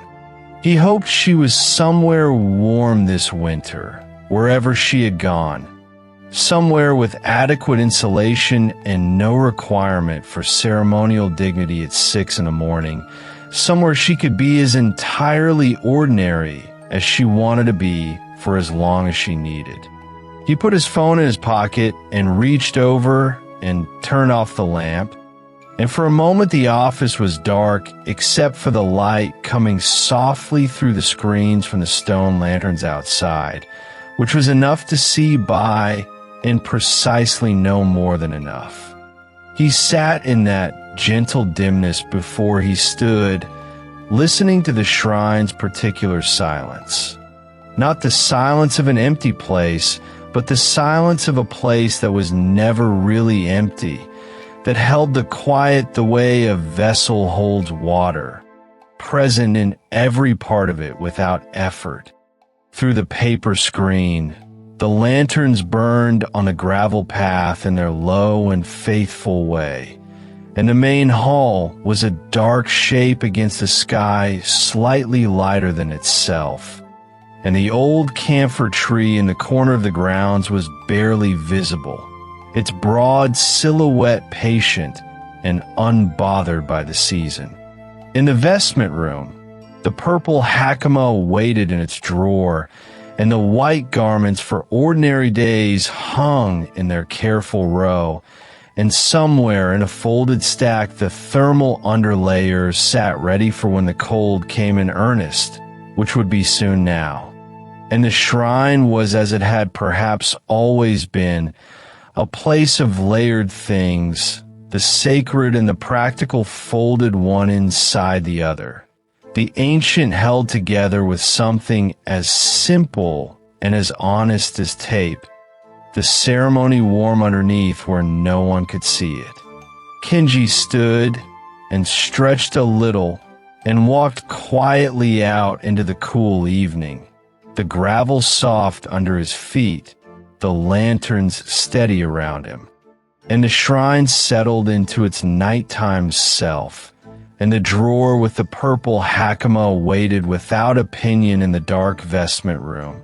And somewhere out beyond the grounds, in a winter that had not quite arrived yet, but was already preparing to, Aoi was living her life in whatever color she had chosen for herself now. And that, perhaps, is where this particular evening rests, in the amber that the lanterns made on swept gravel, in the warmth that people carry underneath the formal things, in the quiet that a place keeps for those who have worked in it, long after they have gone. Let that moment rest where it is settled and quiet, like something set gently down on a still surface. We stay with them a little longer, in that same soft dark, as the night continues to breathe around them, unhurried and patient. There is no rush to move forward. If you need to close your eyes here, that is fine. The story will hold its shape, waiting for you. Take a slow breath. Let your shoulders fall. And when you are ready, we simply continue, the same night unfolding, one moment flowing quietly into the next, the way water finds its own way without effort. In a small, still room at the side of the shrine, a young man named Kenji stood at a low wooden shelf in the last half hour of the evening, holding a white ceremonial robe that still smelled faintly of cedar smoke and the incense from the land blessing ceremony that had finished a little while ago. He was deciding, with the quiet practicality of someone who had done this many times, whether the robe needed the washing machine tonight or whether it could reasonably wait until morning. And this, he thought, was probably not what most people imagine a shrine priest doing after dark. The room was narrow and cool, lit by a single overhead lamp that made everything look very clean and very honest, without softness, the kind of light that shows you things as they actually are rather than as you might prefer them to be. Along the shelves on either side of him, more robes waited in their folded rectangles, stacked with the careful neatness of someone who had learned, through repetition, that careless folding made for a worse ceremony the next morning. And below those, on the wooden pegs that lined the lower half of the wall, hung the Hakama, the wide, pleated, dark indigo garments that visitors to the shrine always seemed to notice, the ones that made people think, briefly, of samurai films, though Kenji had long since stopped finding that association particularly interesting. He turned the white robe slowly in his hands and thought about what it had cost him, which was just over 10,000 yen, and he owned 3 of them, and they needed washing more or less constantly, because white shows everything and the work was not clean work, not in the way that office work was clean. And this was one of the basic facts of the priestly wardrobe that no one outside the shrine world ever thought about. From the gravel path beyond the gate, from the perspective of someone standing under the torii and looking in toward the main hall, a priest in white and indigo simply looked like part of the landscape. Ancient, unhurried, as though the robes had always been there and always would be, as though no one had paid for them or washed them or carried them to the dry cleaner. But inside this back room, on an ordinary Thursday evening, the mathematics of the priestly wardrobe were quite concrete, and Kenji was doing them in the comfortable, half-automatic way of someone who's been doing them long enough that the numbers no longer hold any surprise. The white robe, the hakui, could go in the washing machine on a gentle cycle, and this was one of the small and genuine mercies of modern shrine life, a concession to the present day that no one wrote about in the ceremony manuals, but that everyone quietly relied on. The Hakama on the peg behind him, though, that dark indigo length of pleated fabric that had cost 15,000 yen, could not go anywhere near a washing machine if he had any intention of it surviving the experience. And so the Hakama went to the dry cleaner on a schedule that he had kept so reliably that the woman who ran the shop 3 train stops down the line simply knew to expect him. He thought of her with something close to fondness. A small, precise woman who handled the robes without asking what they had been used for or what words had been spoken while they were being worn, who simply took them, treated them with the particular care of someone who has handled the same materials for many years, and returned them pressed and properly folded without comment. Beneath the hakui and the hakama, there was also the jubin, the soft undergarment worn closest to the skin, and the jubin needed washing most often of all, which was why he kept a stack of 4 or 5 of them on the middle shelf, washed in rotation, because in the busy seasons there was never time to wait for a single one to dry before the next ceremony arrived. A complete set of priestly vestments, if you sat down and added everything up honestly, was not a sum that would shock anyone who had bought a good suit or a proper winter coat, but it was enough that new trainees, on their first day, tended to stand in this room with the price list in hand and go very quiet for a moment before they said anything. Kenji remembered his own version of that moment, standing in nearly this exact spot, holding a laminated sheet of paper. Someone had laminated it, presumably in the belief that lamination would make the numbers easier to accept, and reading it twice, the way you read a bill at a restaurant when the total is slightly higher than you expected. He had looked at the wall, and then looked at the sheet again, and then ordered everything on it because there was nothing else to do. Over time, the cost had simply become part of the landscape of his working life. The way a train commuter eventually stops noticing the fare and simply taps the card each morning without feeling and gets on with the journey. He set the robe he was holding on the correct shelf, the lower shelf, not the upper, and there was nothing ceremonial about that arrangement, nothing written in any manual, and yet both he and Daichi had always known without discussion which shelf belonged to whom, in the same way that people who share an office for long enough learn which side of the refrigerator is theirs without anyone needing to say so. The thought made him smile very slightly, in the way that you smile at something that is both genuinely funny and also, when you stand back from it, simply true. Because if you wanted to explain the inner structure of a shrine to someone from the outside world, a cousin who worked in finance, say, or a school friend who had gone into software, the cleanest way to do it, Kenji had found over the years, was to reach for a corporate org chart, and then everything became at once uncomfortably legible.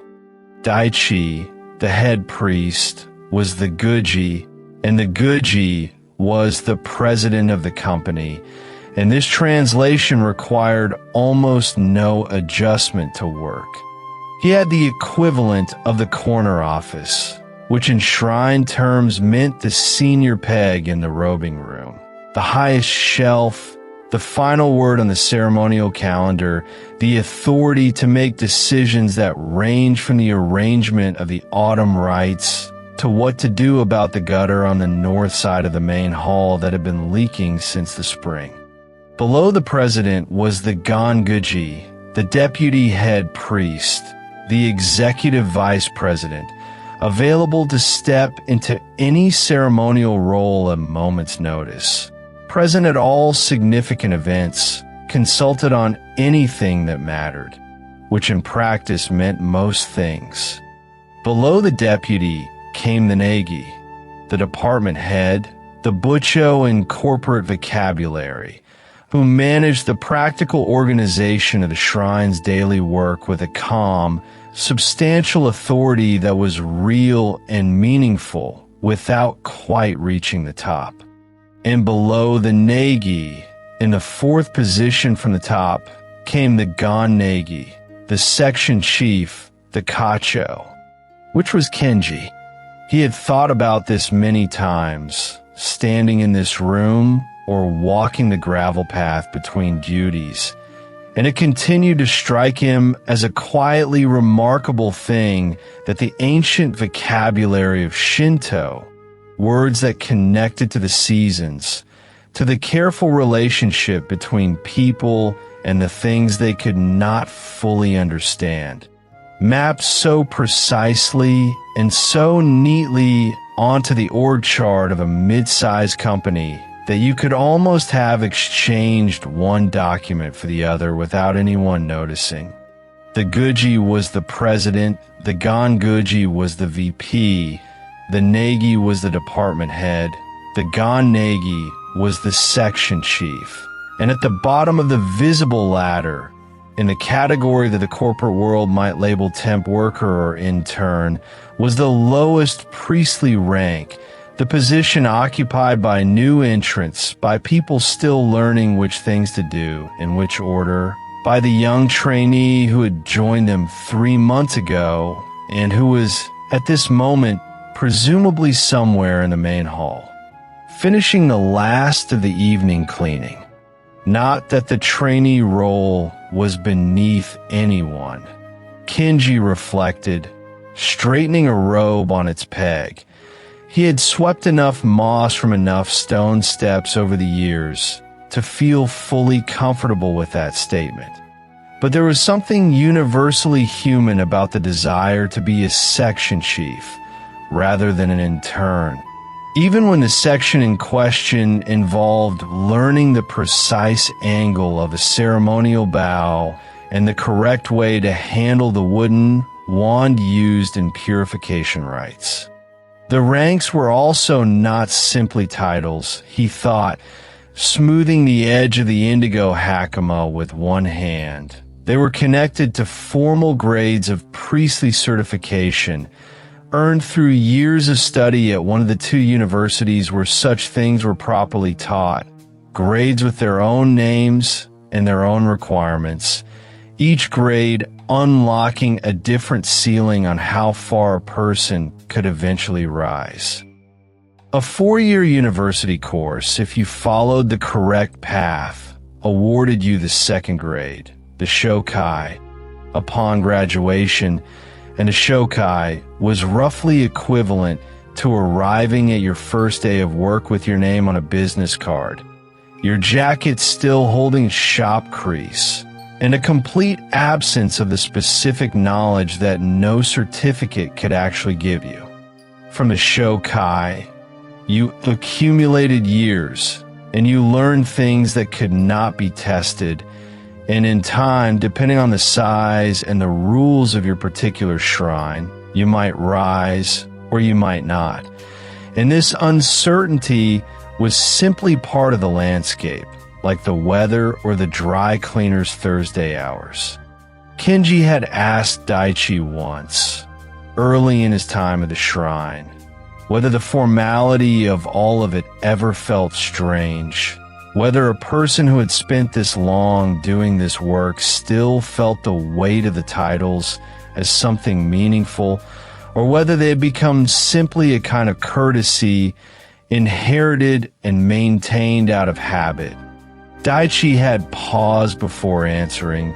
In the unhurried way, he tended to pause before anything he was going to say carefully, and he had said that the structure was not really about the people inside it, that the titles existed not to arrange people in order of importance, but to remind each person what they were responsible for, which was a different thing entirely.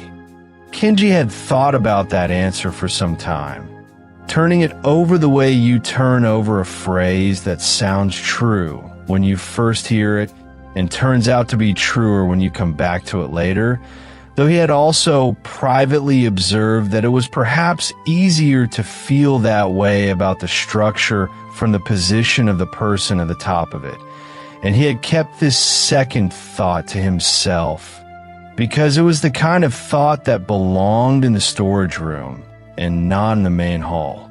He began to straighten the remaining robes, his own, the two belonging to the young trainee, and the spare ceremonial set that was used only on major holy days, but that had to be kept perfectly pressed and ready regardless, because that was the nature of a spare ceremonial set.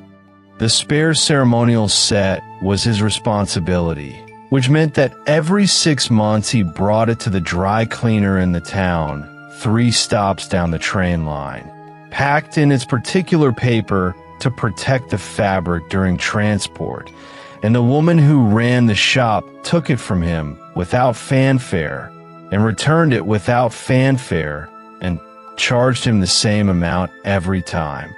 And there was a deep comfort in this reliability that he had never quite found the words for. She never asked what the robes had been used for, which he appreciated, and he never explained, and the transaction existed in its own clean, practical space, the sacred garments becoming temporarily mundane, which was perhaps just another version of what happened to all things that were used long enough and cared for properly. He played the whole room, he thought, the shelves and the pegs and the folded white robes and the hanging indigo hakama and the stack of clean jubin on the middle shelf, was making a quiet argument that the sacred and the ordinary were not the opposites that people sometimes imagine them to be, that they lived in the same building and used the same gentle cycle washing machine and shared the same dry cleaner 3 stops down the line. The 15,000 yen hakama on its peg was at the same moment a piece of fabric worn during ceremonies that had been performed in some form for a very long time, and a piece of fabric that required careful handling, because silk blend does not forgive carelessness. And both of these statements were equally true, and Kenji had stopped finding any tension between them somewhere in the middle of his second year.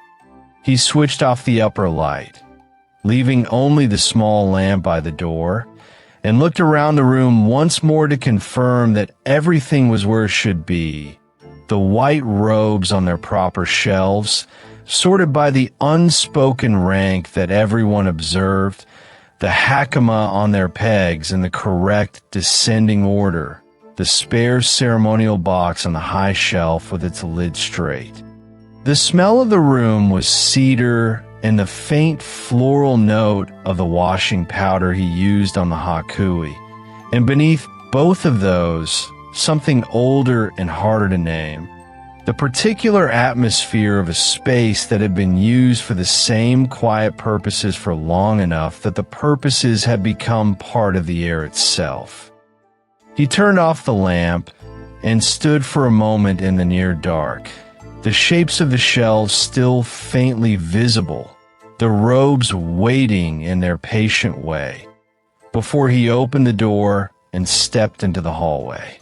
Through the main hall he could hear nothing, which meant either that Daichi had already finished his evening rounds and gone home, or that he was still somewhere on the forecourt in the dark, doing whatever head priests do in the last few minutes of a working day, moving quietly among the things they are responsible for, attending to some small matter that required no audience. Kenji walked through the main hall toward the back gate, his footsteps soft on the old wooden floor, the building settling around him with its familiar small sounds, the contraction of timber in the cooling air, neither alarming nor significant, simply the sound of an old structure doing what old structures do when the day ends and the people leave. Outside, the forecourt was still under a sky that held the pale suggestion of stars behind a thin layer of cloud, the gravel silver and quiet, and somewhere beyond the stone wall the town continued its evening business. But in here the silence was of the particular kind that such places accumulate over time, a silence that felt less like absence and more like something held. He stood on the step for a moment in his plain jacket, the ceremonial robes long since hung on their proper shelf, and thought about the dry cleaner's Thursday hours, and whether the trainee had remembered to lock the side cabinet, and what he would have for dinner, and whether, if he walked briskly, he would make the 8:43 train. The gravel shifted somewhere across the forecourt, and Kenji looked up to see Daichi emerging from the direction of the main hall, his own jacket on, his keys in hand, the evening formally finished in the way that Daichi seemed to formally finish things, without announcement, by simply being done. They exchanged the small nod that passes between two people who have worked together long enough that most conversations have already happened, or at least most of the ones that needed words. Daichi mentioned quietly that the spare ceremonial set was due for cleaning, and that he had left a note about it on the shelf. And Kenji said that it was already taken care of, and the box was packed and ready, and Daichi said good. And there was a pause of the comfortable kind, and then Daichi observed that the weather forecast through the weekend called for rain, and that it would be worth checking the drainage on the east path before Friday morning. Kenji said he would check it first thing, and that was the end of the conversation. They went out through the gate together, and it closed behind them with the sound of old iron settling into old stone. And then they went their separate ways into the quiet evening. The Guji toward the car park on the left, the section chief toward the train station at the top of the hill, the stars still faint behind their cloud, the town doing its ordinary work below. In the storage room behind them, the robes waited on their shelves in the dark, the white ones ready for the washing machine in the morning, the dark indigo ones ready for their appointment at the dry cleaner later in the week, each in its proper place, the presidents above and the section chiefs below and the trainees on the lowest peg, folded with the small imprecision of someone who has not yet learned the exact fold, and who would learn it, as these things are learned in time.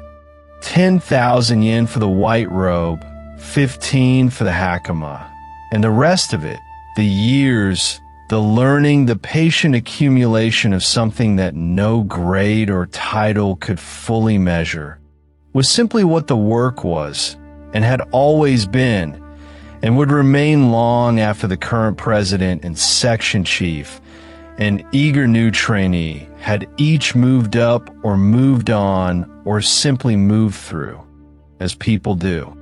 And somewhere in the town below, the dry cleaner had long since turned off her lights and gone home for the evening, her work done with the same quiet precision that she brought to it every week, not thinking about shrine hierarchies or ceremonial grades or the ancient vocabulary of Shinto.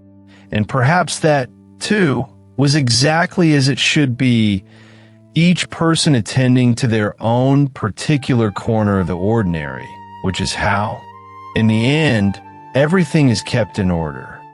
And that is where this evening rests, in the folded white, in the hanging indigo, in the small, honest logic of which shelf belongs to whom, and in the gentle, slightly absurd, entirely human truth that even the oldest callings must answer, sooner or later, to the washing machine.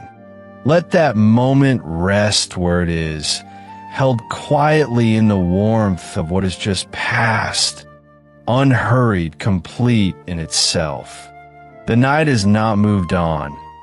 It is still the same darkness, the same slow hours, the same breath of wind that has been with us all along, and we stay with them a little longer, letting the weight of the day soften further into something easier, something almost like sleep. If you need to breathe now, breathe slowly. There is no need to hold on to every detail. Let the images blur at their edges. Let the voices grow softer. For the story is still here, still unfolding in its own gentle time, carrying you forward as quietly as water moving in the dark.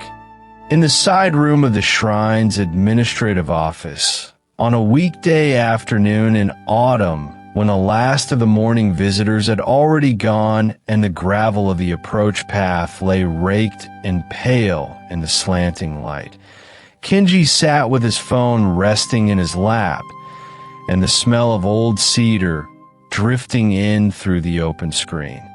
He had been reading through the thread for some time now, answering questions as they came, about the difference between a head priest and a junior priest, about whether amulets were made by machine or by hand, about whether it was rude to visit a shrine without knowing the correct order of the bows, and the questions have been moving along at the easy pace that weekday afternoons allowed, one giving way to another before the previous one had quite settled. But then someone had posted a message about the center of the approach path, the sando, the long gravel corridor that ran from the outer gate to the main hall, asking whether it was really true that you were not supposed to walk down the middle of it, and whether anyone would actually care if you did. Kenji read the message, and then he read it again. And then he set his phone face down on the tatami beside him and looked out through the screen at the path itself, which he could see from where he was sitting, the center of it undisturbed and empty, the pale gravel raked into careful lines that caught the late light from the side. He had been asked this question more times than he could easily count, by visitors who paused inside the gate looking uncertain, by relatives at family gatherings who had picked up something about it and wanted to know if it was true, by school children on class trips who challenged him with a particular focused skepticism of the very young. And his answer had always been the same, which was that he was not entirely sure the rule was as inviolable as people imagined.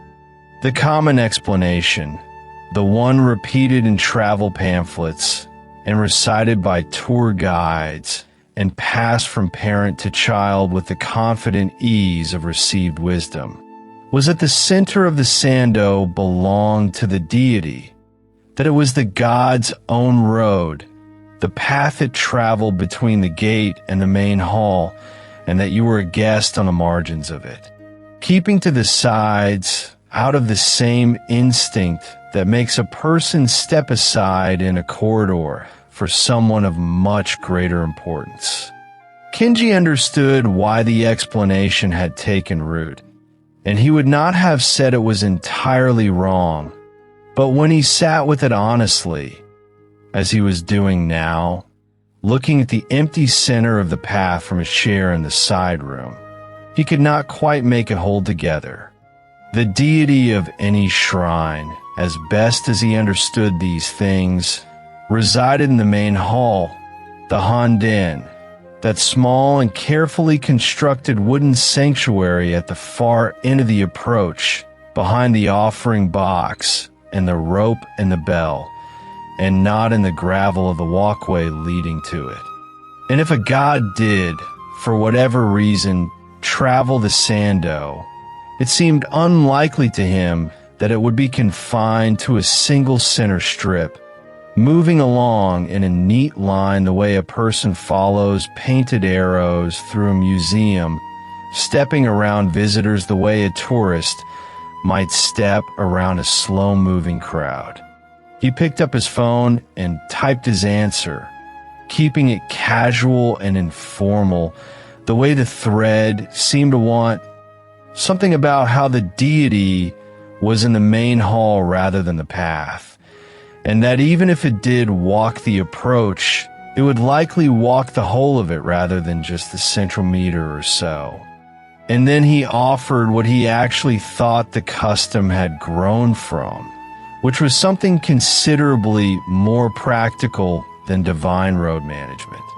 The most plausible origin, as he saw it, was the simple matter of keeping people from walking into one another, separating those approaching the main hall from those on their way back, so that the movement through the shrine grounds had a natural order, an unspoken rhythm, the kind that the Japanese had always been good at establishing without anyone needing to announce it or paint it on the floor.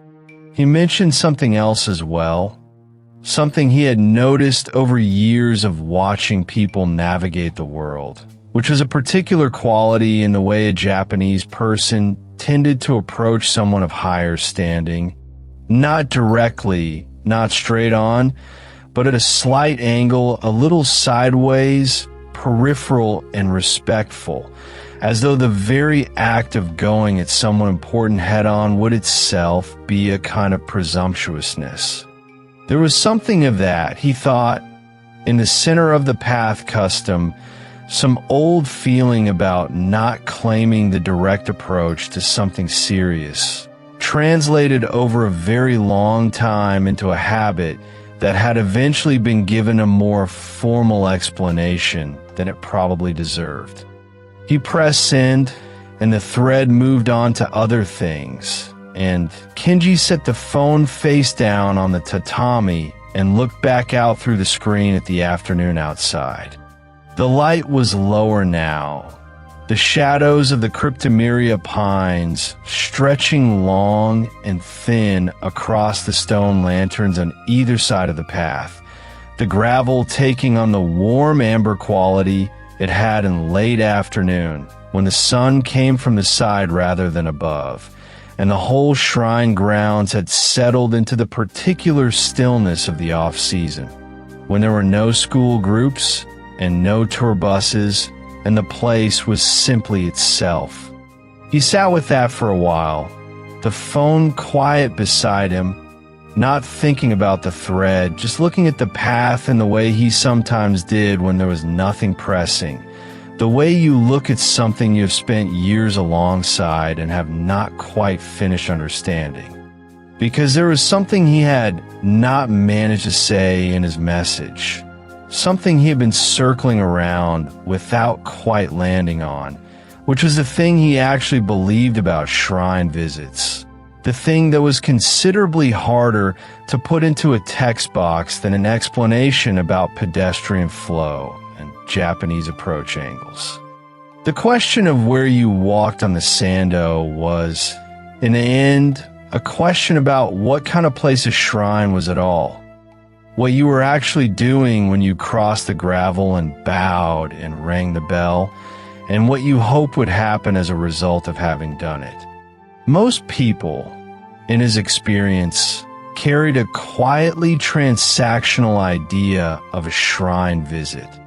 The sense that if you followed the correct procedure, if you executed the bows in the right order, and put a coin in the offering box and formulated your request with sufficient sincerity, something would be returned to you, some portion of divine attention directed toward the situation you had described, some gentle movement of fortune in the direction of your wish. It was not an unreasonable idea.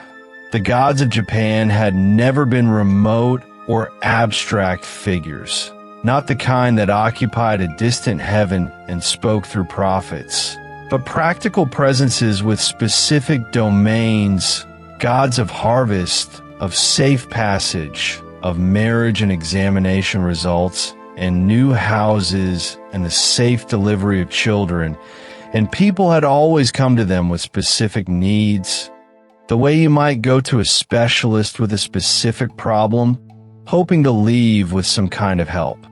And there was something real in that, Kenji thought, something that was not merely superstition, because the act of going somewhere particular and stating what you wanted had its own quiet power, its own effect on a person, regardless of what any god did or did not do in response.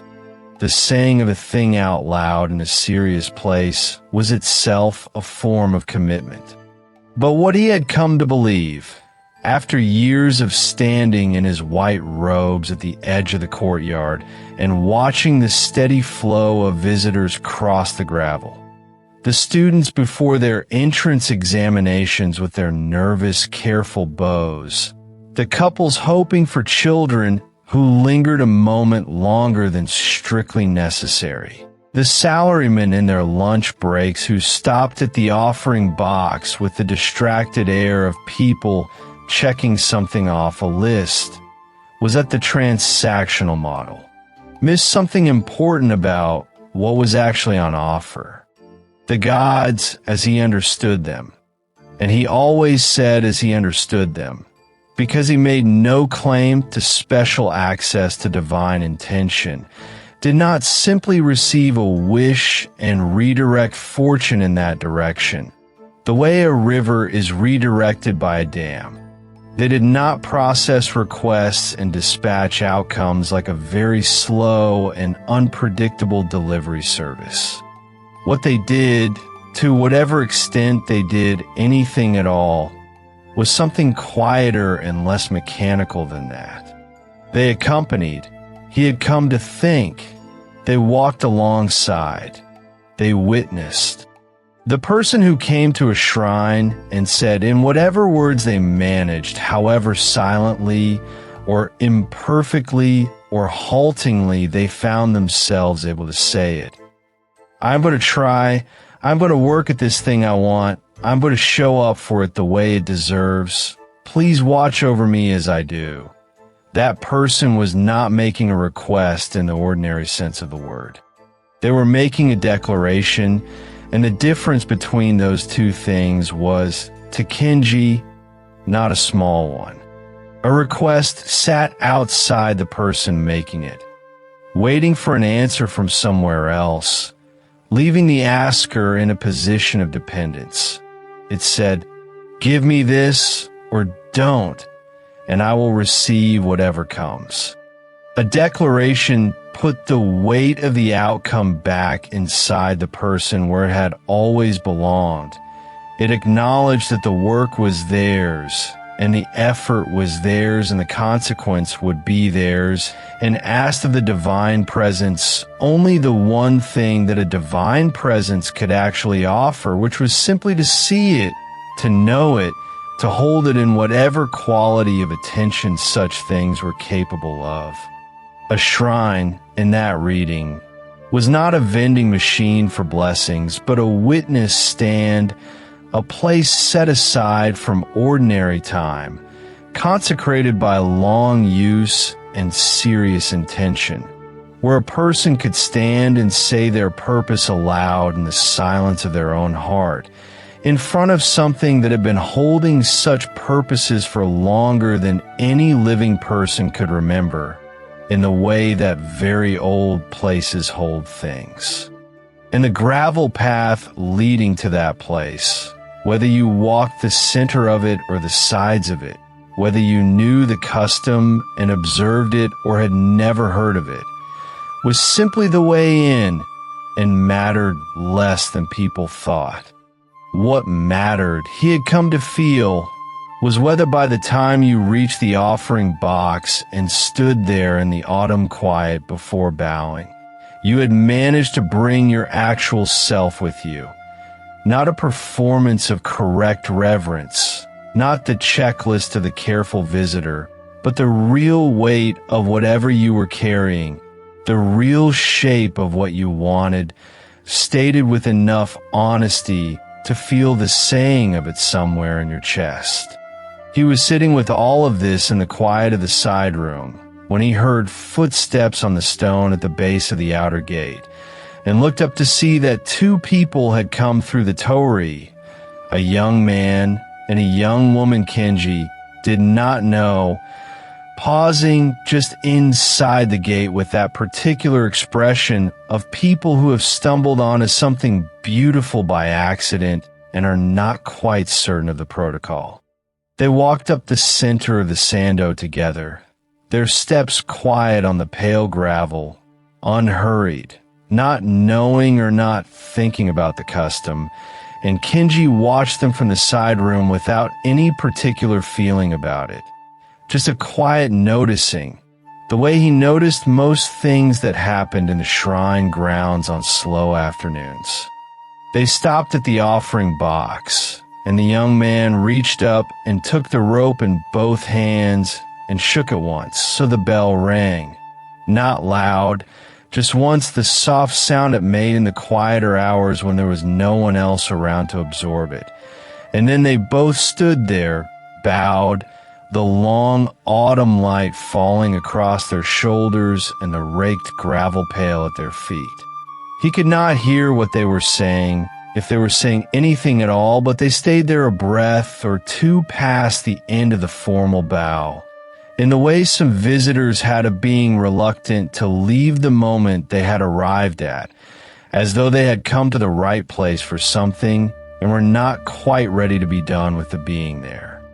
Then they straightened, and the young woman murmured something to him, and they bowed once more together in that quiet way, and turned and walked back down the center of the path, unhurried, without looking back, and passed under the torii gate and were gone into the ordinary world beyond the shrine walls. Kenji sat with that for a moment in the side room, the phone still face down on the tatami, the cedars smell soft in the air around him. He thought that whatever those two had come to say in the stillness of the courtyard, whether they had asked for something or thanked something or simply stood for a moment in the particular gravity of the place, which had a gravity of its own, accumulated over a very long time. The gravel had held them the same way it held everyone who crossed it, without preference, without judgment. The way places that have been set aside for serious things tend to hold everything that comes to them. The center of the path, and the sides of it, and the worn stone at the base of the offering box, and the old wood of the main hall behind. All of it held everything equally, the way old places do.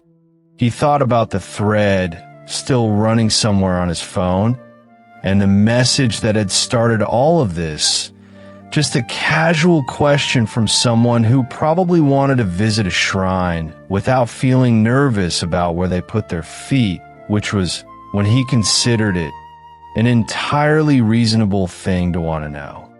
His answer had been a reasonable answer. You can walk the center. The rule is probably about foot traffic and an old instinct of respectful approach. The gravel does not mind. The gate does not mind. The trees certainly do not mind. But what he had not said, what he was thinking now in the cool and fading afternoon, was that the question of the path was the smallest part of what there was to understand about coming to a place like this. The old trees outside held their stillness in the last of the light, and the stone lanterns along the sides of the sando threw their long shadows across the pale gravel, and the shrine settled into the particular quiet of the hour after visitors have gone, denser than ordinary silence, more deliberate, as though the stillness itself had been tended here over a very long time and knew how to rest. Kenji sat in it a while longer, not thinking about anything in particular, just present in the room and the cedar smell and the cooling air coming through the screen, the autumn light narrowing on the gravel outside. He thought, gently and without urgency, about all the people who had crossed that path before, not just through this particular shrine, but through every shrine, across every autumn and every spring for as far back as the country's memory reached, and stood at the offering box and said whatever they had come say, and then turned and walked back out into their ordinary lives, back to the work they had promised themselves they would do. And he thought that it had probably never mattered much in the end which lane they walked on, that the gravel had been the same gravel on both sides, and the trees had stood the same way on both sides, and the bell had rung the same way regardless. And the presence in the main hall, if it was paying attention to anything at all, was surely paying attention to the quality of what the person had brought with them rather than the geometry of how they had arrived. And that, perhaps, is the quietest place to leave this for the night. Kenji in the side room as the light goes, the shrine settling into its autumn evening. The center of the sando raked and pale and perfectly undisturbed. The old question of what a visit here is really for resting somewhere between the practical and the sacred, unhurried, holding its shape in the dark the way the trees hold theirs. Let that moment rest where it's settled, still and unhurried, the way a breath releases without effort. We stay with them a little longer in the quiet that follows something understood but not yet spoken, and there is no need to hurry through it. The night continues to deepen around them, the same night it has always been, and you listening now can let your own breath slow a little, let your shoulders find a softness beneath them. There is more to this story, and it will come to you gently, the way the next hour arrives, without announcement, without rush, simply continuing, as all things do when we allow them to. In the small back room of the shrine hall, on an autumn night when the day's festival had finally come to rest, a young priest named Kenji sat with his back against the wall and his legs stretched out in front of him, absorbing the particular tiredness that comes at the end of 12 hours of ceremony. He was not sleepy, not exactly. His mind was still running, the way a kettle will continue to hiss for a while after the flame is turned down, but his body had reached the point where it simply declined to move unless presented with a specific and compelling reason. The sake barrels were the compelling reason when it came to it. 4 of them had been sitting in the storehouse since the weeks before the festival, sealed with paper and cedar, donated by local businesses and parishioners in the custom that had been running in this community for as long as any council member could say with confidence. Donated sake is a quiet thing. Kenji had learned in his early months at the shrine. It arrives with a certain weight of social meaning already folded into the wood, the donor's goodwill and expectation already present inside it, and it does not dissolve on its own but waits patiently, for the right moment to become something shared. The right moment, in the life of a working shrine, was almost always a gathering of the council.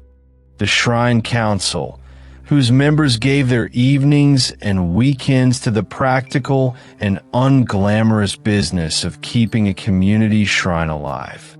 Tonight, after the festival, was such a moment, and so the barrel had been brought in, and the low tables arranged, and the mismatched cups brought out from the shrine's own collection, not ceremonial vessels, but everyday ones, washed and put away and taken out again in the rhythm that had outlasted every individual who had ever drunk from them. Takashi was the first to arrive, which was entirely consistent with everything Kenji had come to expect of him. The elder moved through life on a schedule that seemed to predate any given event by approximately 15 minutes, and he settled himself onto the cushion at the head of the low table with the ease of a man performing a ritual that had long since become indistinguishable from instinct. He was a broad-shouldered man, Takashi, with close-cropped hair going silver at the temples and a particular stillness about him that Kenji had initially mistaken for indifference, before understanding that it was something considerably more considered, the stillness of a person who has simply stopped needing to fill the silence in order to feel present within it. He nodded at Kenji when he came in, said softly that it had been a good day, and then sat without elaboration, which meant the statement was not an invitation to discuss the matter further, but a quiet closing remark on it, and Kenji had learned by now to receive it as such. Each of them greeted Takashi first, then Kenji, and each of them settled into the particular posture of people arriving somewhere that felt, without anyone naming it, like a place they were glad to be. This, Kenji had gradually understood, was the gathering's primary function. Beneath and before anything practical, it was a place where the people who kept the shrine running could simply sit down together and be, briefly, not people with tasks and responsibilities, but people in a warm room after a long day. Opening the barrel was Kenji's job, and everyone understood this without it having been assigned, in the way that many things at a working shrine are understood without being assigned. He used the mallet with the quiet confidence he had built over 6 or 7 such openings, the proper knock that was neither too tentative nor too showy, because a sake barrel deserves a certain directness. The paper seal he set aside carefully rather than crumpling, because some part of him still felt that things which had arrived as offerings deserved a certain consideration even in their ending. The wooden bung lifted cleanly, and the smell that rose from the open barrel spread through the room the way warmth spreads, gradually, and from the center outward. It was a smell he had come to associate, in an almost involuntary way, with the particular relief of a formal day ending and whatever came after being permitted to simply be human. He poured for Takashi first, holding the ladle with both hands in the way he had been shown was correct, and then moved around the table in the proper order, filling each cup in turn, and when he reached his own, he set it down and sat quietly and let the room find its own rhythm. The conversation began the way it always began after a festival, with a mild accounting of what had happened, how many people had passed through the torii, whether the food stalls had covered their costs, which corners of the event had run smoothly, and which had required the kind of quiet improvisation that is entirely invisible to everyone except the people doing it. The children's archery corner had run out of arrows by 2 in the afternoon, Rika mentioned, which produced a brief pause followed by the mild consensus that this was, on balance, a problem worth having. Yuki observed that a family had arrived just as the closing ceremony was beginning, clearly uncertain whether they were welcome, and that she had made sure someone spoke to them and gave them programs. She reported this without either pride or apology, simply as something that had happened and been handled, which was the way she reported most things. Kenji refilled cups as they emptied, watching the level in the barrel fall with the slow arithmetic of a gathering in no hurry to move through its own hours. There was a particular skill to this refilling, not one that anyone had explicitly taught him, but one that had accumulated over many such evenings. The knowledge of when to approach and when to hold still, how to extend the ladle at exactly the moment a small pause opened in the conversation, how to make the gesture feel like hospitality rather than service, or rather, how to let hospitality and service become the same thing so quietly that no one noticed the seam. Takashi watched him do it without comment, which Kenji had come to understand was itself a form of comment, and a favorable one, from a man who rarely used words when a particular quality of attention would serve just as well. The sake from this barrel was softer than the previous year's offering, less dry, with a finish that lingered a little and suggested that someone in its making had taken their time. And Kenji found himself noticing this in a way he would not have his first year, when sake had been simply sake and the barrel simply a thing to open. It was from a brewery in the next prefecture, one of 4 regular donors whose barrels had been coming to the shrine for years before his arrival, and sitting in the amber light of the low lamp with his cup held in both hands, he thought about the peculiar life of such a gift, how it had left the brewery as someone's gesture of goodwill, traveled here by whatever combination of habit and obligation and genuine affection had set the tradition in motion and arrived at this table to be shared by people who were themselves stitched into the same fabric of mutual obligation. Some things, he had come to feel, were better held than fully examined, because the examination would flatten them and the holding would not. Somewhere in the middle of the evening, when the first barrel had been emptied and set aside, and the second opened, Takashi told a story, with the comfortable timing of something told many times before, the words landing where they were intended with the ease of long rehearsal, about a council night from 20 or more years ago, before any current member except himself had been present.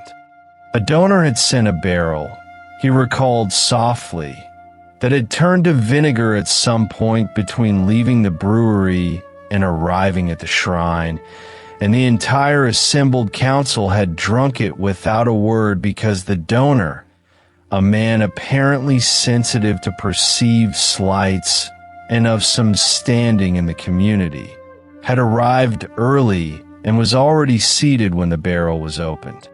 They had praised it, every one of them. The donor had poured himself a second cup, and afterward, when he had gone, the council had sat looking at each other in the quiet for a long moment before someone had begun to laugh. The story landed where Takashi intended, in a soft wave of recognition. Not quite laughter and not quite sympathy, but something warm that moved between them. The acknowledgement that the particular compromises required to keep a living shrine alive had been more or less constant across the generations. Kenji laughed with the others and felt, as he occasionally did in these moments, without quite having a name for what he was feeling, that he was being admitted quietly and without ceremony into something. He had been nervous about the council nights in the beginning, had rehearsed in his mind what he might say, what he should already know, which protocols governed evenings that were not quite ceremonies and not quite ordinary social occasions, but some third thing that moved by its own unstated rules. He had made errors, poured for someone slightly before the proper moment, asked a question that revealed a gap in his knowledge of the shrine's local history that he had not known was being measured, sat with an ease of posture that was perhaps not quite appropriate for his level. None of these had produced the outcome he had imagined, which was some form of correction or visible embarrassment. They had produced instead the same gentle continuation of whatever was happening, the evening absorbing his small mistakes the way a tatami room absorbs sound, not making nothing of them, but making them smaller. The conversation circled to the question of new signage for the East Path, which had apparently appeared on the council's agenda for 3 consecutive meetings without resolution, and which showed no particular signs of resolving itself that evening either. Kenji offered a thought about the material, pine rather than cedar, given the moisture exposure on that side, and Takashi received it with his particular quality of still attention, and then observed that Osamu's brother-in-law had some experience with outdoor joinery and might be willing to discuss costs before anything was decided. This was how the shrine's practical decisions actually moved. Kenji had learned, not along the straight lines of agenda items, but through the existing threads of the community, through cousins and brothers-in-law, and someone who knew someone, through the same lattice of mutual connection that had produced the sake barrel in the first place and the annual council night and the mismatched cups in the rack. Working against that lattice, he had come to understand, was possible, but somehow wasteful, like rowing against the current when a slight adjustment of the angle would let the current do half the work. Yuki told a brief story about the previous head priest, a man who had retired before Kenji arrived, who had apparently conducted himself at these gatherings with perfect formality for his entire tenure, never once loosening his collar, never told a story that was not in some way improving, and who was remembered with great respect and the particular mild relief that follows very dignified people once they have moved on. The table received this warmly, and Kenji understood that the warmth included him, that she was communicating in the indirect way these things were often communicated here, that the ease of the room was permitted, and that he was not required to hold himself at a greater distance from it than the occasion called for. He refilled her cup, and she thanked him with a slight nod, and the evening moved on. Near the natural end of things, when the second barrel had fallen to its lower third and the cups were being held rather than lifted, Takashi mentioned in passing that the brewery whose barrel they had opened first, the soft one, with the lingering finish, had changed hands in the past year. The founder's son had taken over, he said quietly, a man in his early 30s who had apparently gone away for some years and then returned because the brewery was old enough and the family attachment strong enough that leaving had not, in the end, meant leaving permanently.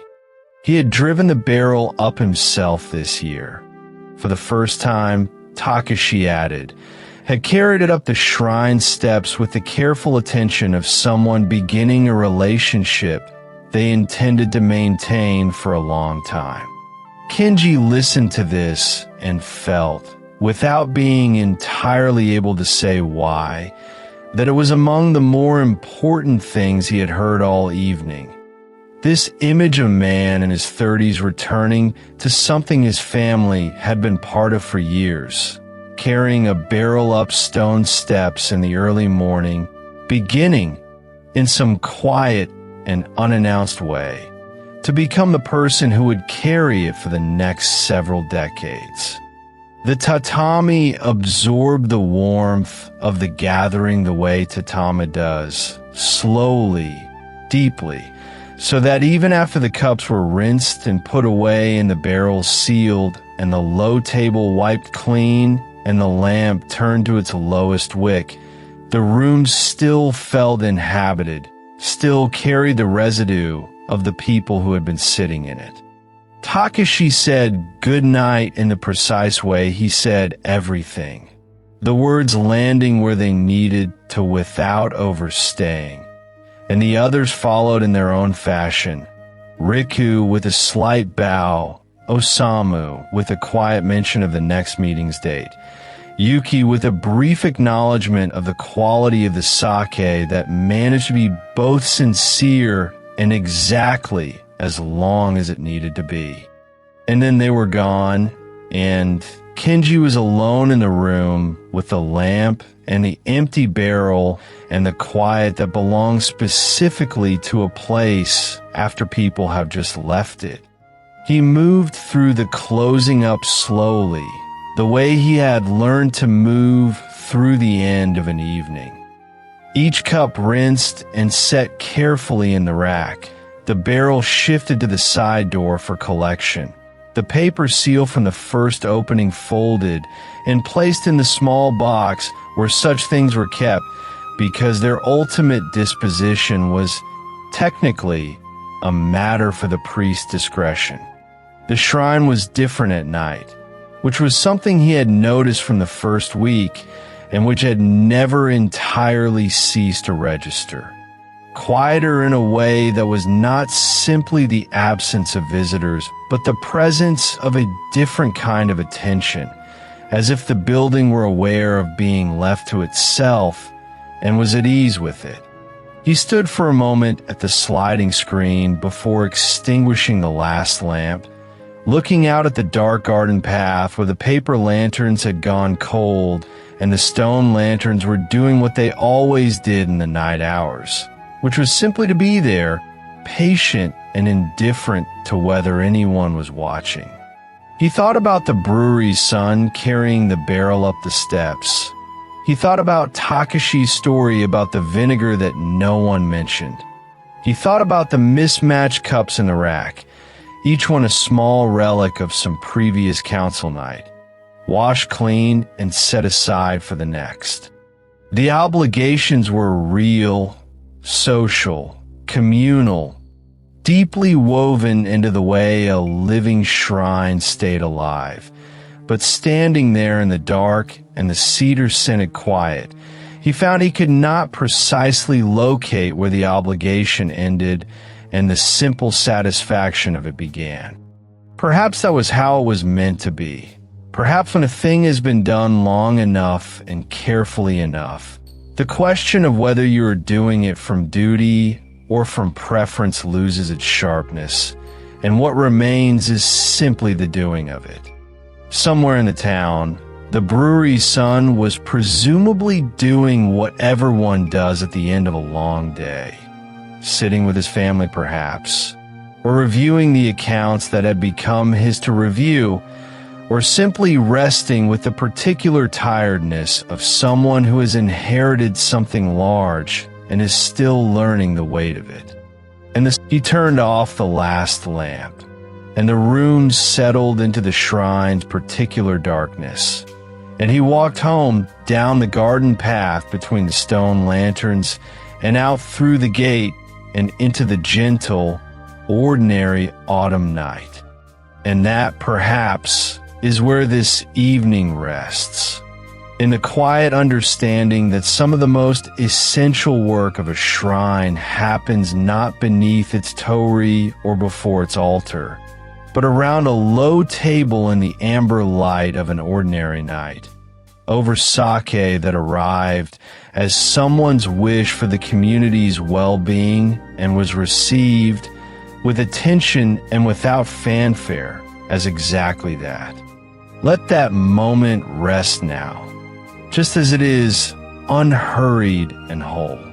The night holds it gently, the way still water holds a reflection, without grasping, without letting go.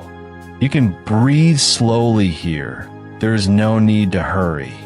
The same quiet continues around them. The same darkness settled into the same familiar corners. The same hours turning softly at their own unhurried pace.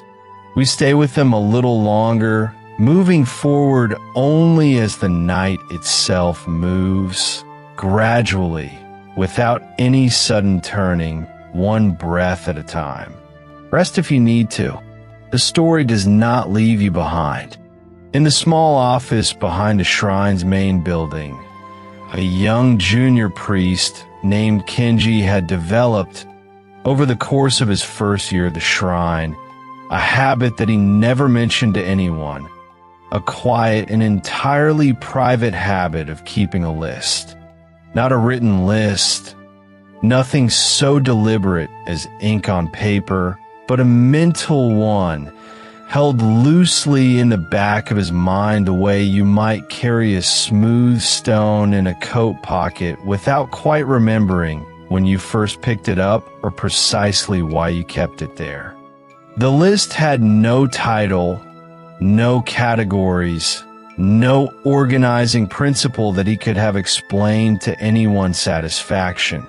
And Kenji himself would have been the first to say, had anyone ever thought to ask, which they hadn't, that it wasn't really a list at all, more of a small gathering of moments that had settled together at the back of his attention the way leaves settle in a corner of the shrine courtyard. He was still learning the shape of the work in those months, still memorizing the long, careful sequences of ceremony, still discovering the rhythms of the place.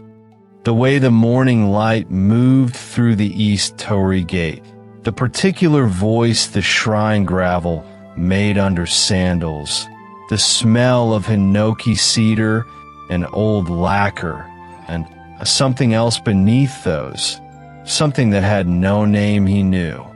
On the evening that he found himself thinking about the list most clearly, he was alone in the office with the lamps burning low and the shoji screens glowing faintly with the last of the sky outside, a cup of tea gone cold at his elbow, and the comfortable small sounds of the shrine grounds settling into night around him. The rain had been the first item on the list, though he had not thought of himself as starting a list at the time. Lists require a decision, after all, and what he had done that morning was simply notice, and then try not to notice too carefully.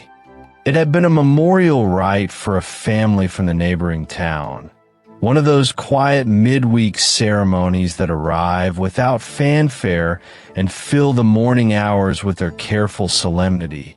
A handful of relatives in formal dark clothes, standing in two soft rows before the altar while the incense lifted its thin thread and the preparations were completed.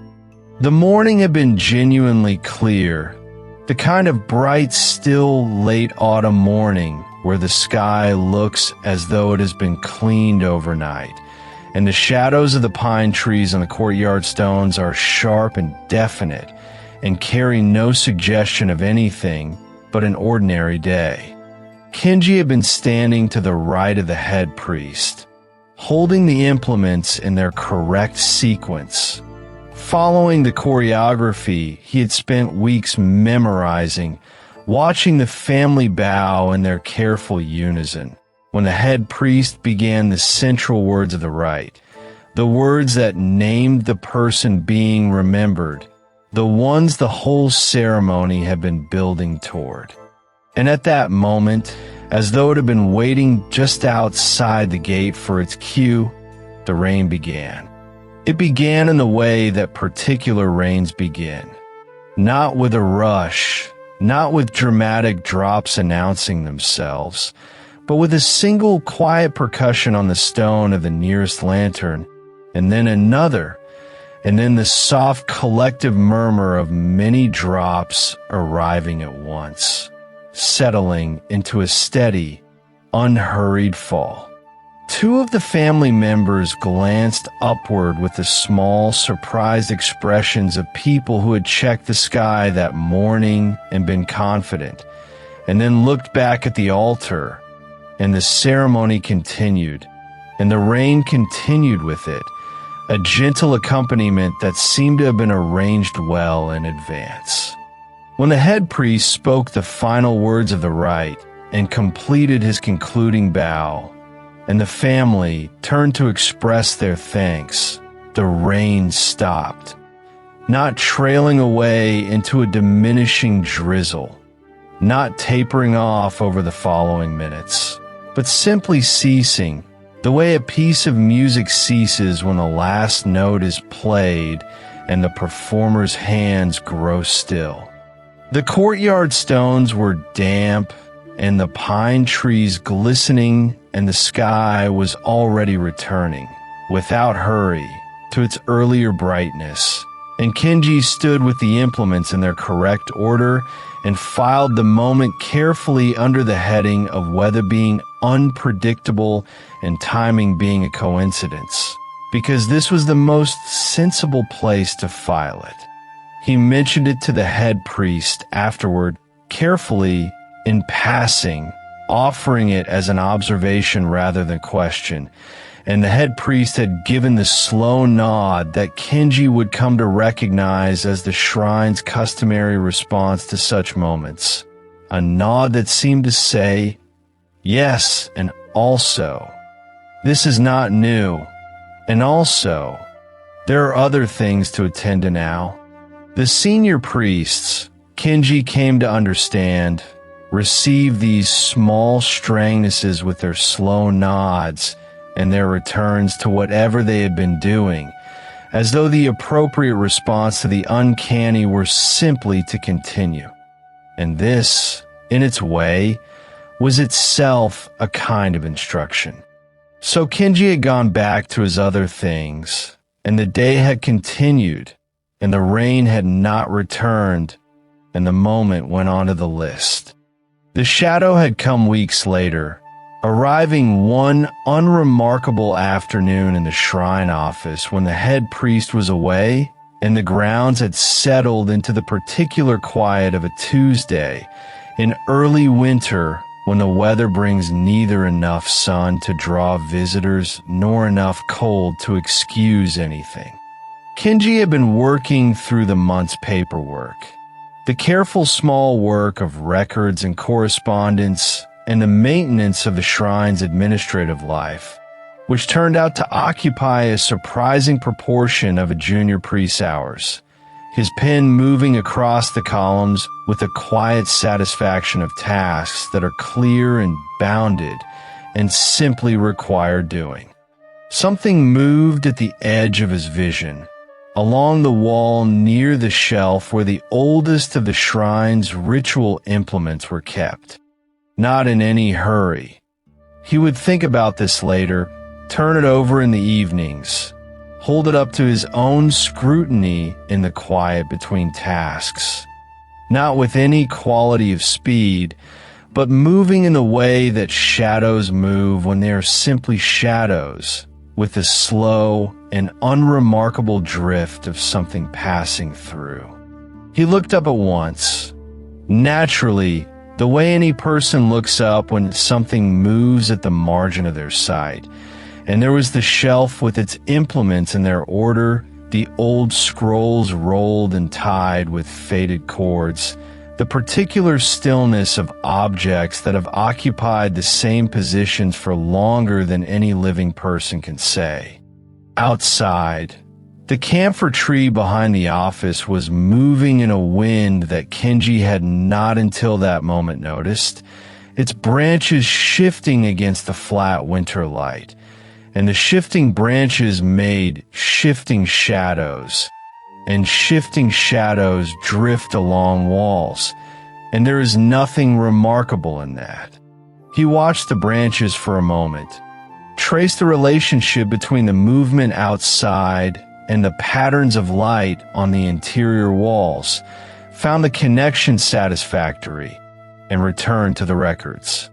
The entry he had been working through concerned the inspection schedule for the secondary shrine building's roof. A very ordinary matter, and he finished it in his careful hand, the pen moving with the same steady rhythm as before. But there was a detail that kept returning, not insistently, not with any pressure, simply returning the way a word you have half remembered will surface again while you are doing something else entirely.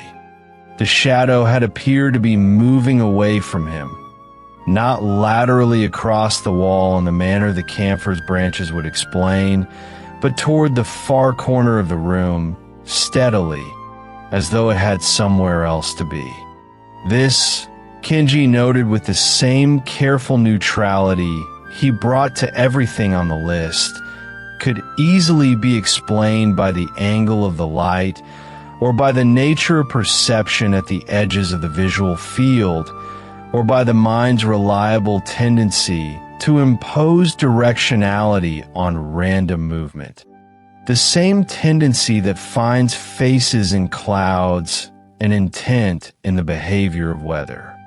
These were all reasonable explanations, all of them available, and he gathered them together and set them in front of the shadow the way you would place a stone to mark a spot you had resolved to leave undisturbed. The list now held 2 items. The third had been the most difficult, not necessarily because it was the strangest, but because it had happened during a ceremony where there is no pause available, no moment to step aside and attend to the ordinary work of filing and moving on. A ceremony, by its nature, continues. It had been a mid-month purification rite, one of the ceremonies that came around with the regularity of tides, familiar by now in its sequence and its requirements. And Kenji had been responsible for the shikobiyoshi, the ritual wooden clappers, flat paired boards of pale hinoki, cypress worn smooth by the many hands that had held them. Their edges darkened at the grain where the oils of those hands had worked their way in across the years. He had always found something quietly grounding in the weight of those implements, something in the physical fact of their age, the way holding them connected the present moment to the long continuous line of ceremonies that had passed through this shrine before any living person was there to witness them. The ceremony had been moving through its sequence in the usual way, the incense smoke rising in its slow diagonal, the head priest's voice carrying the ancient words at the measured pace of a person who has said them so many times that the meaning and the sound have separated and then returned together into something deeper than either one alone. Kenji had struck the clappers at the first prescribed moment, and they had sounded as they always sounded, a clean, dry crack in the gathered silence, organizing the air around it, making the ceremony's invisible architecture briefly audible. He brought them together at the second prescribed moment, the central moment of the rite, the pivot around which the ceremony turned, and the upper board split. Not with violence, not with drama, a clean split along the grain. The two have separating with a sound softer than the sound the clappers were meant to make, a low, quiet, settling crack, and then the pieces in his hands, and the ceremony continuing around him as though nothing had changed. He held the two halves, completed the motion, stood through the remainder of the rite without disturbance. Because during a ceremony you continue. You do not let the difficulty of an implement become a concern that others must share. And when it was finished and the family had bowed and the smoke had thinned, he set the pieces carefully aside and waited for the head priest to notice. The head priest had looked at the broken board with his accustomed slow nod and observed that the wood was old and that old wood in regular use would choose its own moment to give way, and that they would arrange a replacement, and that Kenji had managed it well. And that was the whole of the official consideration of matter. Kenji, being the kind of person who finds the solid ground of records more comfortable than unexamined assumption, consulted the shrine's maintenance documents that evening and found that the shakubi-yoshi had been in continuous use for 57 years, had passed through the hands of 3 head priests, and had been formally examined and noted as sound less than 4 months prior. Old wood splits, he told himself, adding the event to the list with his usual careful neutrality. Old wood in active ceremonial use, subjected to regular impact over decades, will find its own moment to complete its long, slow return to the material world, and that moment means nothing beyond itself, is simply the nature of wood and the nature of time and the nature of things that have been held long enough that they carry their whole history in their grain. He sat with the 2 halves of the board for a moment before setting them with the items designated for the disposal rites, and found himself, almost without intention, running his thumb along the clean line of the split, feeling the smoothness of it, the exactness. The list now held 3 items, and Kenji sat in the evening office and went over them the way you review something you've already decided what to make of, not to reopen the question, but because there's a certain quietness in the familiar shape of things you have already put to rest. The rain had been the weather being what weather is. The shadow had been the camphor tree in the wind. The board had been 57-year-old wood completing the last obligation of its long service. He felt, handled each correctly, noticed it, considered it, applied the available explanations with reasonable care, and filed it under the heading of things that could be accounted for without requiring any revision to his understanding of how the world works. And yet the list continued to exist, held in the back of his mind with the particular texture of things that are technically resolved but continue to be present anyway. The way a conversation that ended well can still return to you at odd moments, not with unease, simply returning. The head priest, when Kenji had once carefully raised the subject in general terms, not mentioning any specific item, speaking only of how a shrine priest was meant to hold such things, had been, in his way, both clear and not entirely closing. He told Kenji that a shrine priest was not a person who sees into other worlds, but one who tends the boundary between them, and that the correct posture at a boundary was what he called respectful inattention, not ignorance. He had added with some care, because ignoring a thing and choosing not to dwell on it are different disciplines entirely, and only one of them is useful. Kenji had turned this over many times since that conversation, and sitting in the quiet office with the sky fully dark outside the screens and the lamp steady at his desk and the cold tea patient at his elbow, He felt he understood it better now than on the day he first heard it. Respectful and attention, to notice and to acknowledge, and then to return to the work.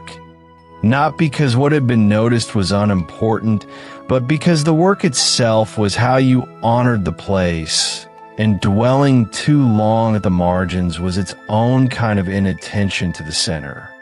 He thought about the rain, and how the family had looked up and then looked back, how naturally correct that small movement had been, how the instinct during a ceremony is always to continue the ceremony, and how right it is to trust that instinct.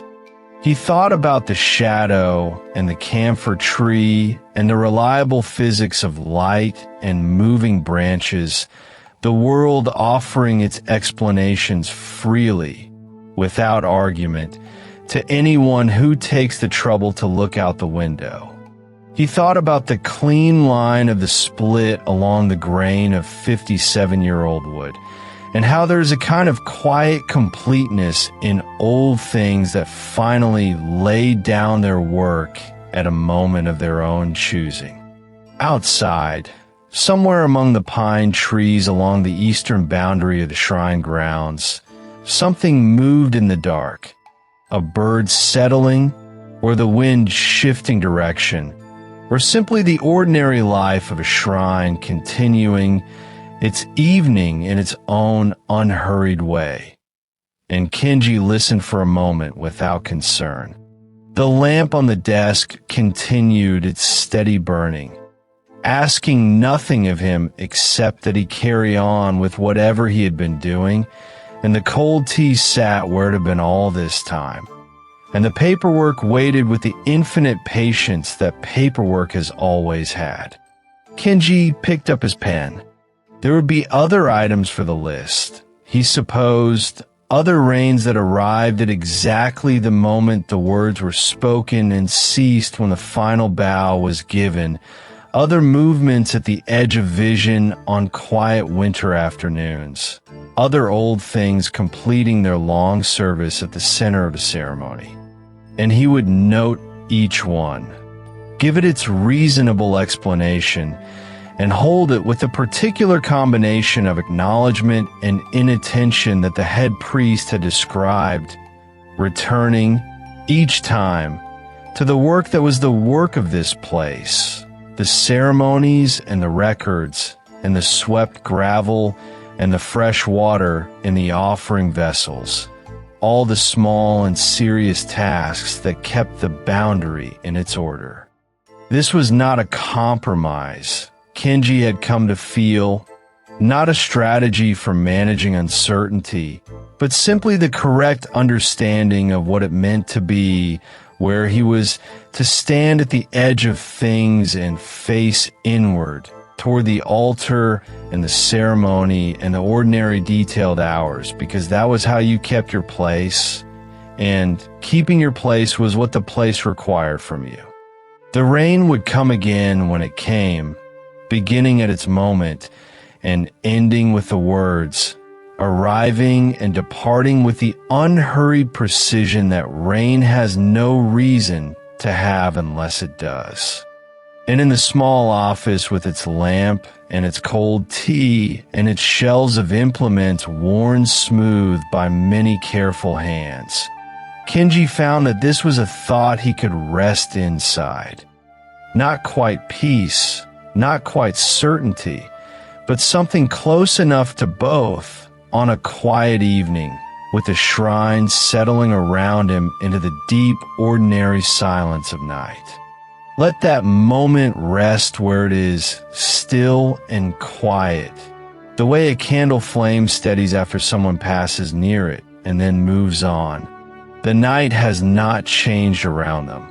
The same darkness holds the same room, the same soft sounds of the world settling into itself, unhurried, undemanding. There is no need to hurry through what comes next. You might take a slow breath here, let your shoulders ease a little, let the weight of the day grow distant and small.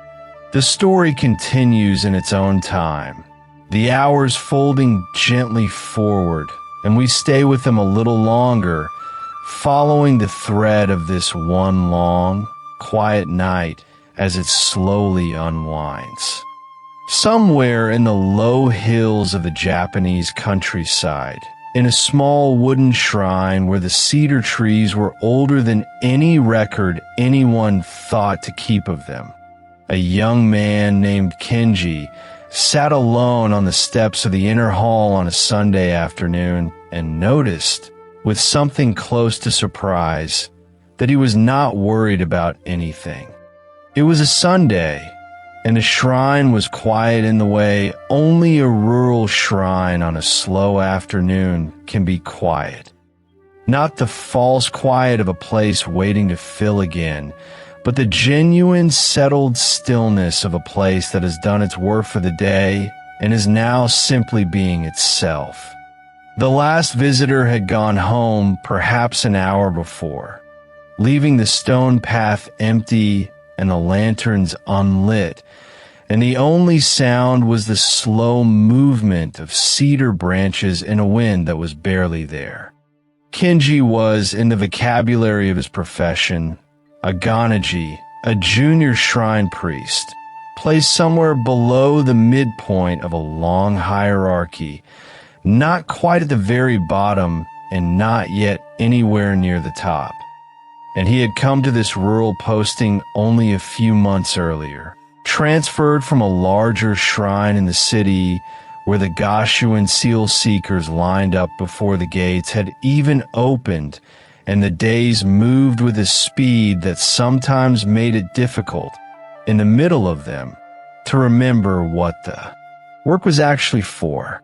Here, things were smaller and slower, and in being so, seemed somehow more like themselves. He had perhaps 30 visitors on a good day, and on a slow Sunday like this one, fewer still, and what those visitors had, what he had noticed in them, in a way he had not always managed to notice in the city crowds, was a quality of intention, a sense that they had come because something in them genuinely meant to. There had been an older woman named Now that morning, who had walked the path at exactly the pace the path seemed to call for, her hands already loosely folded at her front before she had passed beneath the torii gate, her lips moving quietly in something private and unhurried that Kenji understood was not meant for him and did not need to be.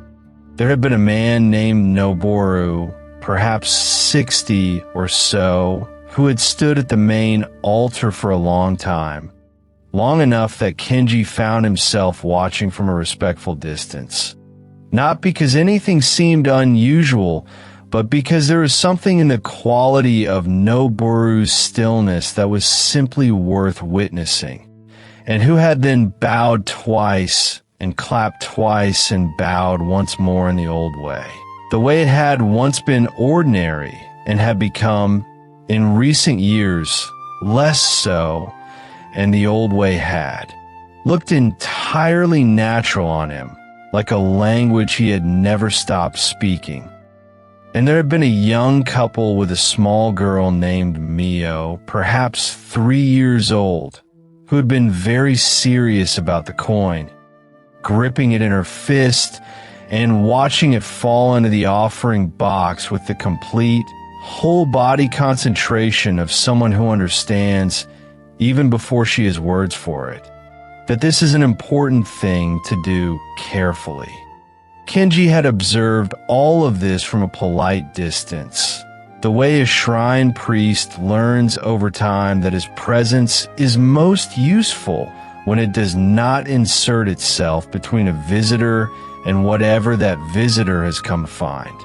And when the last of them had gone and the path was empty and the cedar shadows had grown long across the stone, he had found himself sitting down on the steps rather than going inside, the way a person sometimes stays a moment longer in a room that has been pleasant to be in. He thought, sitting there in the remaining warmth of the afternoon, about something he had been asked the previous evening in an online conversation he had been part of, whether shrine priest ever sensed things, unusual things, presences or energies, or whatever word the question was reaching for. And he had answered in the way he always answered, carefully and honestly. A shrine priest, he had said, is not a medium and not a seer. The role is a go-between, a bridge, the space between the person who arrives and the thing they have come toward. And bridges do not generally have opinions about the traffic. But there were small things he had noted over the years, things he kept in the category of probably nothing, which he distinguished carefully from the category of definitely nothing, because they were not quite the same. A ceremony the previous autumn, where the rain had begun precisely as the prayers began and stopped precisely as they ended, and the sky afterward had been so clear it had almost seemed to be making a point. A shadow in the corner of the records room laid on a winter evening, the kind of shadow that any sensible person attributed to the angle of a lamp and the age of old plaster, and that the same sensible person still found themselves thinking about several months later for no reason they could quite put into words. Small things, quiet things, the kind that accumulated around old places without making claims about themselves. The residue, perhaps, of all the sincere attention that had been brought here over the years, settling into the place the way sediment settles into the bed of a still lake. Not disturbing, not dramatic, but present. He did not find it troubling and did not feel the need to resolve it into a firm conclusion. He found it present the way the age of the cedar trees was present, in the slow and patient way of things that have been here much longer than the current conversation. Kenji watched the trees for a while.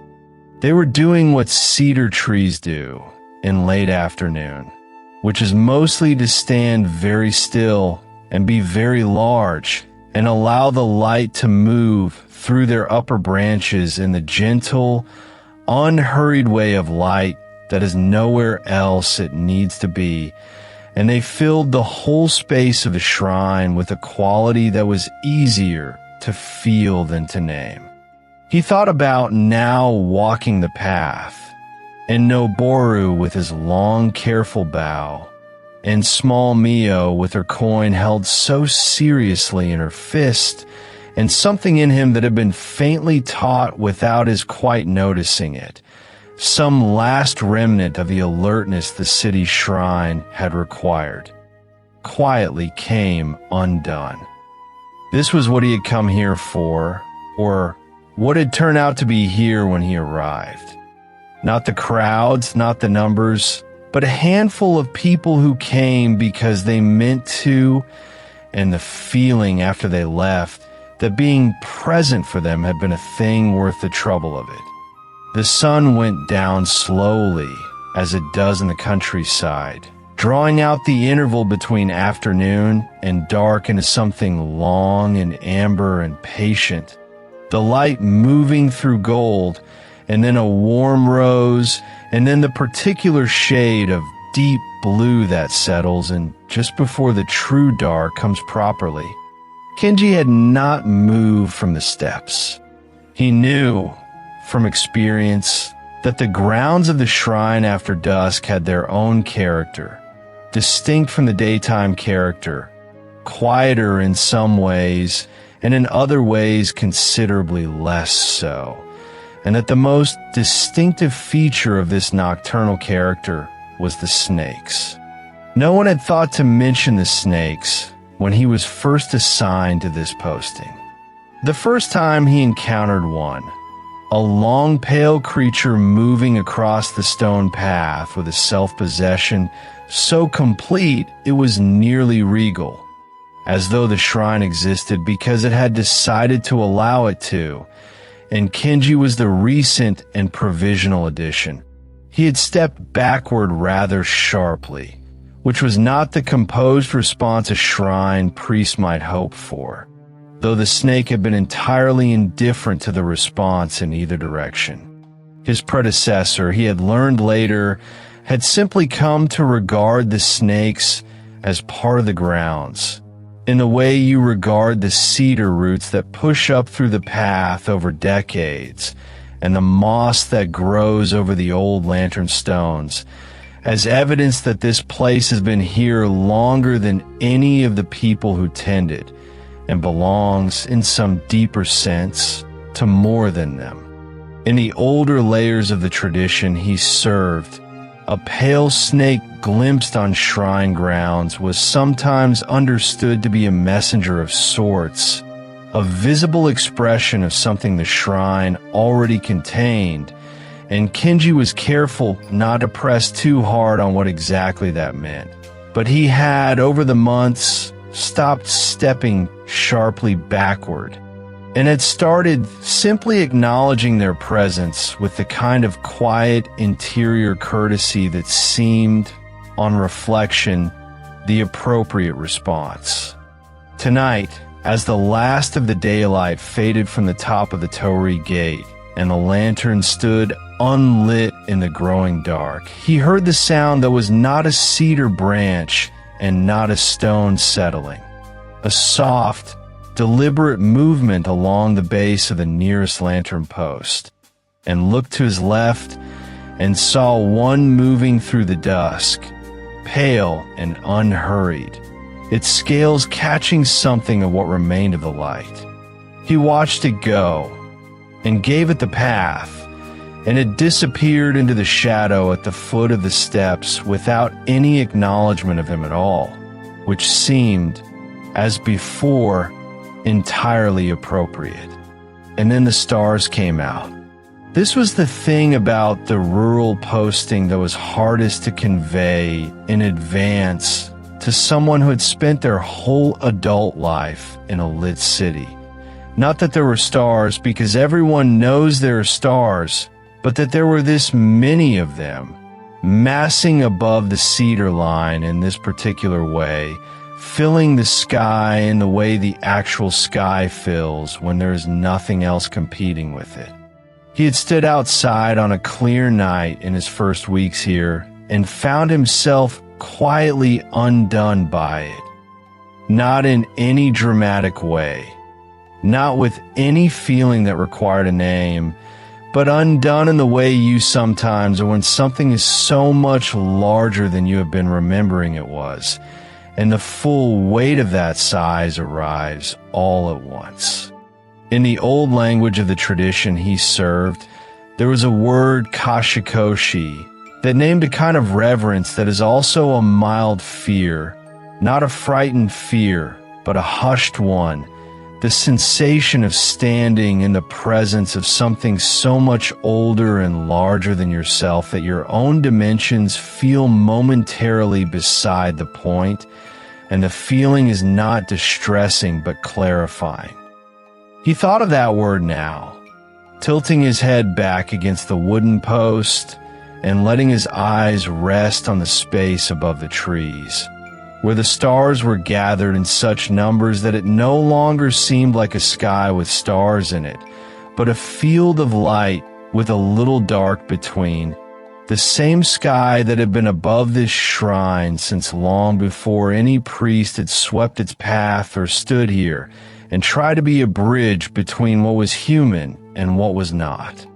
Not wholly in the performed or certain sense, not wholly in the way the word is sometimes used in an argument, but wholly in the quieter and perhaps more accurate sense, the sense in which a thing that is simply, completely, entirely itself becomes briefly visible to you, and in doing so reminds you of what is sitting underneath the ordinary. He thought of the question from the previous evening, whether the gods actually listened, And he turned the answer over quietly now in his mind, which was that a shrine is not a counter where you place an order and wait to receive it. And that was not quite what it had ever been. What a shrine was, as he had come to understand it, was a place you arrived at to make yourself legible to something larger, to come to a fixed point of meaning and state what you intended, to say, here is what I'm going to try. Here is what matters to me. I'm asking to be seen while I try it. And the steadying effect of that act on the person who performed it was real, and he had seen it many times in many people, and did not require a more complete explanation to go on believing it. He still believed this. He believed it more out here, under a sky that was not a polite gesture toward the infinite, but something very close to the infinite itself, with the cedars standing in their old, unhurried patience around him, and the shrine at his back holding whatever a place accumulates from centuries of people arriving with sincere hands and quiet hearts. Kenji stayed on the steps for a long time. He thought about now folding her hands before the torii gate, and Noboru bowing in the old manner with no one watching, but one somewhat tired junior priest at a respectful distance, and small Mio with her coin gripped in both hands, the absolute seriousness of it, the gravity of 3 years old standing at the edge of something she understood to be important. He thought about how tired he had been at the bigger shrine. Tired not in the way of long hours, because the hours here were not shorter, but in the way you become tired when you're doing a thing and cannot quite hear the reason for it. The way a piece of music can seem like noise when the room around it is too loud for the shape of it to come through. He did not feel that now. What he felt, sitting in a mild dark on the old wooden steps with the cedar trees around him and the stars above, and the snake already somewhere else about its own patient business, was something he recognized as the thing he had entered this work in the first place to feel, the particular quality of being in exactly the right place, doing exactly the right work, and not needing anything else to also be true. Tomorrow he would sweep the path and light the lanterns and set out the small preparations for the day and say the prayers that the day called for, in the plain and careful way he had been taught, with attention as the only thing he was really being asked to bring. And whoever came, whether it was now with her quietly folded hands, or Noboru with his long and honest bow, or a stranger who had driven from somewhere else because they needed to stand in an old place for a little while and let themselves be still, he would be here as he was here now, as a bridge is simply present at the water's edge without calling attention to itself. That was the whole of it in the end. Not power, not the gift of seeing what others could not access to hidden things, just a quiet and regular presence in an old place, the lanterns lit, the path swept, the space held open for whoever needed to cross it, and in whatever way they needed to cross it. A star moved somewhere above the cedar line, slow and silent as a thing that has been in motion for so long that motion itself has become its nature, and Kenji watched it with his eyes until it was gone into the dark at the edge of the trees, the way he had watched the snake go, with a small interior acknowledgement, the most ordinary possible right-of-way. And somewhere in the long and unhurried sitting still, in the watching of stars, and the listening to old wood and old air in the old dark of a countryside night, without deciding to, without anything more dramatic than a natural and gentle settling of a long day reaching its end, He felt himself growing heavy in the good way. The weight of someone who's been somewhere worth being and knows it, and is allowing themselves to rest quietly inside that knowledge for a while. And that is where we leave Kenji tonight. On the steps of a small shrine in the rural dark, the stars above him steady and numerous and old, the cedar trees around him patient and still, the work of tomorrow waiting where all tomorrow's work waits, which is nowhere you can see until the morning comes. Some evenings settle exactly where they were always going to settle, without argument and without remainder. And that, perhaps, is where this story rests for tonight. And so, our story finds its quiet ending. The threads gently laid to rest, the last voice fading like a candle softened by distance. Thank you for spending this night here in the stillness, letting these words carry you somewhere far from the noise of the day. It means more than you know that you stayed, or perhaps you drifted away long ago, and only the smallest part of you hears this now. Either way, you are safe. The night has held you well, wherever sleep has taken you. We hope it was somewhere soft, somewhere without weight. And if dreams are still ahead of you, may they arrive gently. The kind that feel like wandering through a quiet house where everything is familiar and nothing asks anything of you. When morning comes, may it come slowly, with light that is kind and time that feels unhurried. On another night, if you find your way back here, more stories will be waiting, patient, quiet, ready to sit beside you in the dark. There is no rush. We will be here. Rest now. Let the night finish its work. Good night.